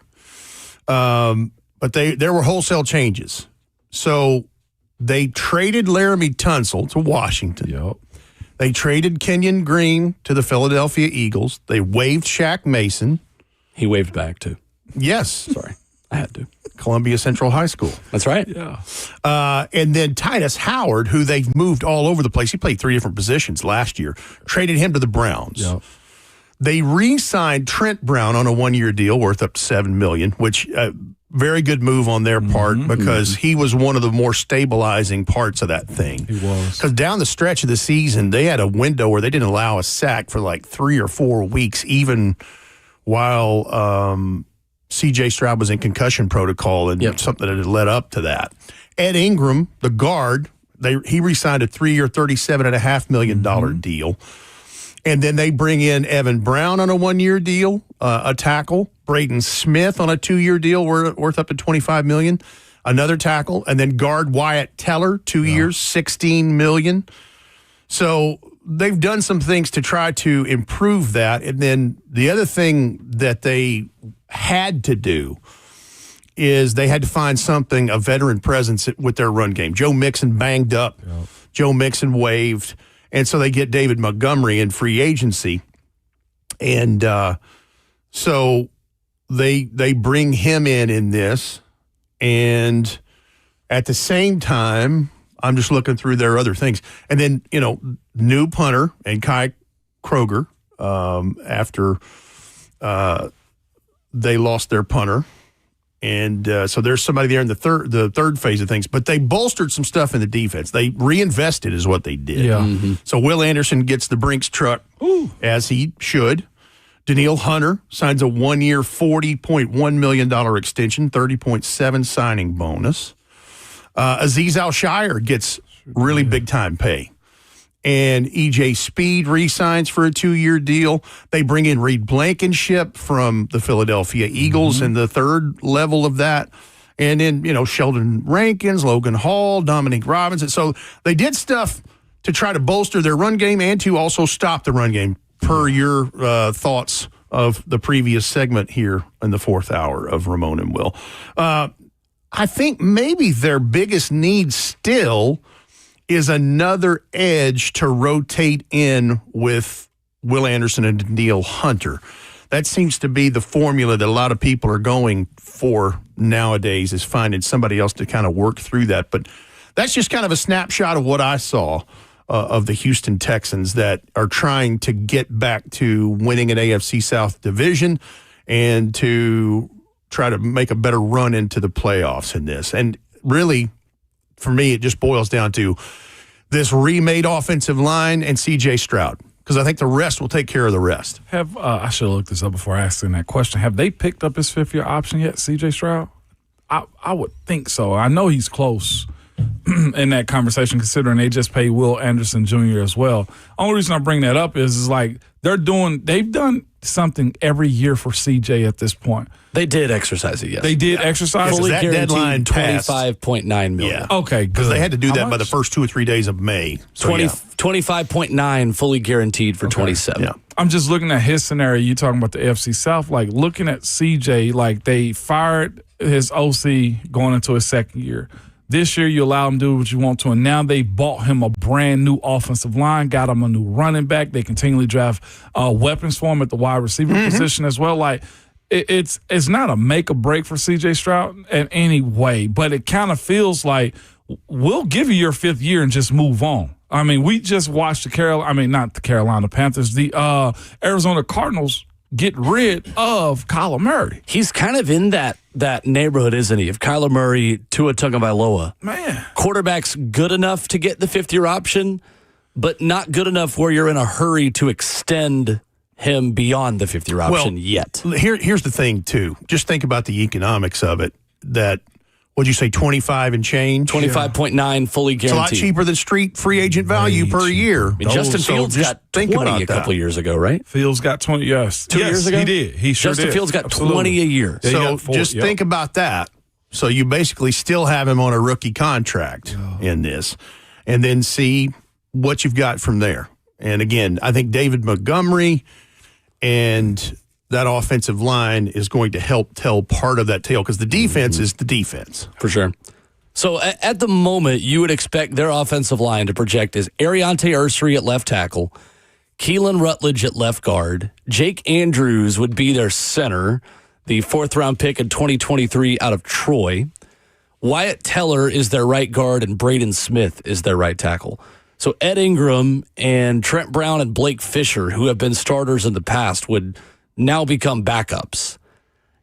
That is a lot better than what they were with Keelan Rutledge as their first-round pick, who they traded up to go get. And thank you for picking up the slack where I put that down because I didn't even talk about any of their draft class. No, you're good. And Keelan Rutledge, he sneaks into the bottom of the first round. That was an offensive lineman we liked in this. And then they got Fabechi Wiwu from Oklahoma, who's also a guard in round 4, pick 106, to try to bolster that offensive line. I'll tell you something else they did in talking about stopping the run. Yeah. Caden McDonald, there he was there at pick 36 I love that in round pick. 2. A lot of people had him picked in round 1, and was one of the heads of the class in that position group. Like that pick for them, hate that pick for us twice a year. And then the other one I thought was interesting was that their second of their 2 second-round picks at pick 59 is Marlon Klein, the tight end from Michigan, the German kid who actually is supposed to be pretty good. I think it's interesting they did not take a receiver until round 6, pick 204 with Lewis Bond from Boston College, but that speaks to what they like with Jaden Higgins to go with Nico Collins and the rest. They got 2 really experienced and smart linebackers between Wade Woodaz from Clemson and Aiden Fisher from Indiana, who is everywhere on that national championship team for the Hoosiers, getting after the passer, dropping in coverage, and all the things they asked him to do. This division loaded up on big guys. Houston was a part of that. Indianapolis has to now replace Braden Smith. We'll talk about them in a minute. Jacksonville, who seems to always have questions on their offensive line as well. One of those teams that just can't totally get that right. And we'll get to the questions that they pose now in the draft because they did some interesting things. But the Texans just got maulers, and Marlon Klein allows them to play more of that 13 personnel, McVay system that now has Dalton Schultz and Foster Moreau with Cade Stover as well. I mean, that's 4 tight ends who are not empty chairs. I think they'll carry 4 tight ends. Yeah, absolutely. I think you'll see a lot of that around the league now with how this thing's been trending for the last year and a half, 2 years. The league just changes on you like that. And then somebody will decide it's not that thing again, and then it'll be back to somebody been trying to run 4 wides or something. I don't know. That's right. Indianapolis, going in alphabetical order, 8 and 9, third place in the division. Of course, Daniel Jones gets a 2-year, $88 million deal. Can be worth up to $100 coming off of, what was that, ACL? Achilles. And a broken leg. And there's that. And, I'm going to start with the 2 things I think. I'm going to outline kind of what they did in the draft and free agency, but the 2 things that I think are the biggest question marks for Indianapolis in remaining needs is who is the backup quarterback? Because I don't know what they're going to do with Anthony Richardson. There was talk that they were floating out trade possibilities. He asked for and requested a trade through his agent. Nothing developed there so far. So that's one, knowing that Daniel Jones is coming off of an injury and a double whammy at that. And then the other is who is another wide receiver in that core, because they lost Michael Pittman Jr. in free agency because they backed up the truck for Alec Pierce. Alec Pierce also has to have some surgical repairs and don't know when he'll be available. They signed a very familiar face that we know in Nick Westbrook-Akine to be opposite of Alec Pierce in this. Laquan Treadwell, who's bounced around team to team, was re-signed by them as part of that deal. Mo Alley Cox, the veteran tight end, they brought back in. But So I'm just looking at that. And then on offense, let's see what they did in the draft here. They also traded for Kobe Wooden and got rid of Zaire Franklin as well. So not him up the middle anymore. Yep. And they got their new starting Zaire Franklin, inside linebacker, in Georgia linebacker C.J. Allen at pick 53. Their first pick, night 2, pick 53. And then in day 3, a pick they made that you and I both liked was the guard, Jalen Farmer from Kentucky. For them to take him at 113 in round 4. Absolutely. And then got Bryce Betcher a few picks later in round 4, the linebacker from Oregon. Now, some of the other things they did, they brought in Arden Key, former Titan, 2-year deal. They signed Derek Nottie. They signed Jerry Tillery. You're right. They traded Colby Wooden in exchange for Zaire Franklin. They got Akeem Davis-Gaither. Cam Mitchell re-signed. Cam Taylor-Britt signed a 1-year deal. Nasir Adderley back there in that secondary. So there's kind of a snapshot of what they had. And then the other picks in the draft, A.J. Halsey, the safety from LSU, was pick 3, third-round pick 78 overall. I liked him, too. Couple of edge players in George Gums Jr. from Florida in round 5, Caden Curry, Ohio State in round 6. And then they took Seth McGowan, the running back from Kentucky, who had bounced around and had gotten back in on a second chance to go in that running back core behind Jonathan Taylor. But again, I'd say, what is the backup quarterback and who is another wide receiver for them? That's kind of where I would leave that one. Yep. Yeah. Both fair questions. Deion Burks is such an interesting prospect, with just how quick he is. And that was their last pick. And how small he is at 5'9", 188. Really like him, though. Yeah. Really like him. And I think he's got a chance to be a problem for the Titans a couple times a year. Kind of a Josh Downs backup. Yeah, that's their last pick at round 7, 254. And, I really like the Deion Burks because there's an explosion there. But you're right. He's pretty small fella. Right. And then finishing up in the division with the Jacksonville Jaguars. Can we start with the draft class on Jacksonville? Because 13-4, won the division. And why do you say that is weird? Because I want to see if it's the same reason we all think it's weird. Nate Borkircher was, let's put it this way. Nate Borkircher has less career yards as a tight end than 7th-round pick Jaron Kanak had in one season as a tight end at Oklahoma. Wow. Career receiving yards. Less than one season of Jaron Kanak. Jaron Kanak was still a linebacker when Nate Borkircher was starting his career as a tight end at Texas A&M. He was 163 on the consensus big board. They took him 56. At pick 119, they took DN Wesley Williams. He was 236 on the consensus big board. They took him 119. Jalen Husky was 187 on the consensus big board. They picked him pick 100. Bishop Fitzgerald, Rhett, is an undrafted free agent the Titans have signed. He was one spot behind Jalen Husky in Dane Brugler's The Beast in terms of safety rankings, and they took Jalen Husky number 100 overall. Well, here's the thing. First of all, you've got some outside-the-box thinking and a very young general manager, James Gladstone, who came from the Rams. And they're, like the Rams, were the two teams that did not go to the combine, did not interview prospects, stayed and did their homework, and like it's a different process. Yeah. And it has some people questioning things. But now, if you won 13 games in your division, I wouldn't question quite as much. Yeah. Liam Cohen, multiple times this offseason, head coach of the Jags, said that he wanted the offense to get more physical up front and improve running the ball. Well, what they did is when they take Borkircher, he's a space-eating, a glass-eating, blocking wide tight end, and then they took Emmanuel Pregnon. Yeah, that was a good pick. That was the two things they did in that. I think the interesting thing is, they lost Travis Etienne in free agency, and they did not draft a running back. So it's the Bashal Tootin show right now, who had a nice rookie year and is a fast, explosive kid. But they also have a name you should be paying attention to, and a guy that some people had on draft boards but went undrafted in Virginia running back Jamari Taylor. They picked him up as a UDFA, and Jamari Taylor is a very interesting prospect. So watch for that. And then a guy they had on their roster, the former Kentucky running back, Chris Rodriguez, he signed a 2-year, $10 million deal to stay right there. Once Travis Etienne was gone, DJ Dallas re-signed also on a 1-year free agent deal. So there's that. And then you look at the defense of it all.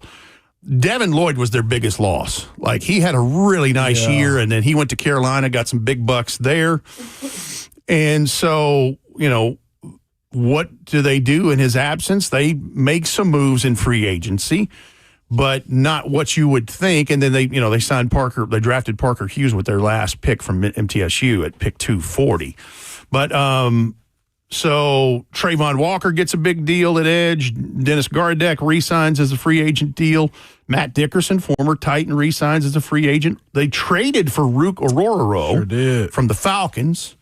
Mason Smith. They've got some stuff there. But looking at their draft class, it was different, definitely. That's a good way to put it. I tell you one that is interesting to me, and going into this 4 tight end talk, is Tanner Coleshill from Houston at round 5, pick 164. Big giant dude. He's like 6'7". And there's that. I couldn't help it. I don't blame you. I set it up on a tee and I didn't even realize it.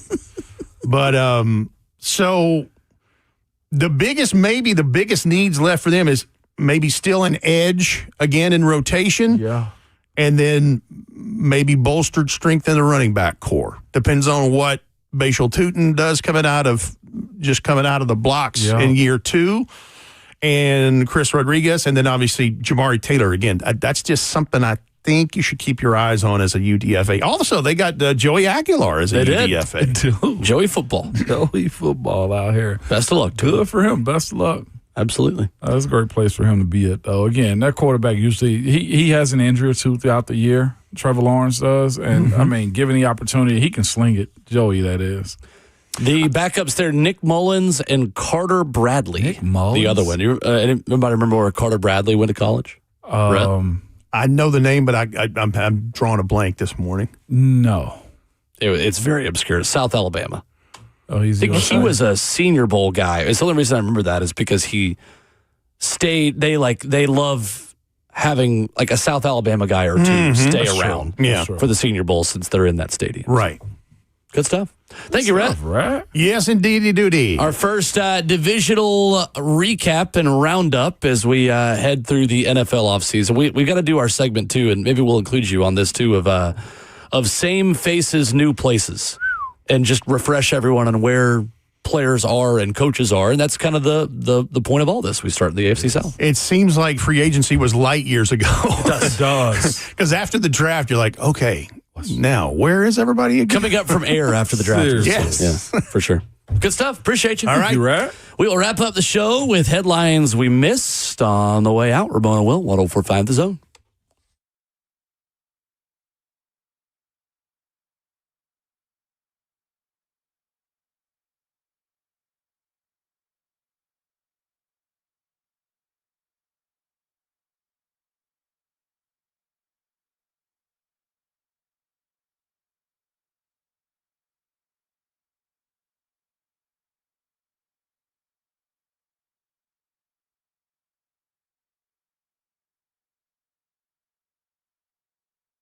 What's up? It's Will Bowling. Springtime is the perfect time to clean up around your home. But what about that deep clean? What about that carpet clean that just rids you of all those germs and bacteria, the allergies that are sticking around? That is where Zero Res comes in. Zero Res is got a great service and an offer for you. 2 carpeted rooms plus a hallway for $119. And carpet, it's the #1 air filter in your home. Filters out those airborne particulates, pollen, bacteria. Most important thing, though, is that it filters out the bad stuff, but you have to keep that filter clean. Zero Res gives you a smarter, lasting clean. That's what makes them different. There are no harsh chemicals, no soap residue. You get faster dry times. And when you invest in cleaning your home's carpets with Zero Res, everything will stay cleaner longer. Check them out online at ZeroResNashville.com. That's ZeroRez Nashville.com. or call them at 615-535-9376. That's Zero Rest. Pedal backwards or forwards. It's the right way to clean. And don't forget to ask about their air duct cleaning.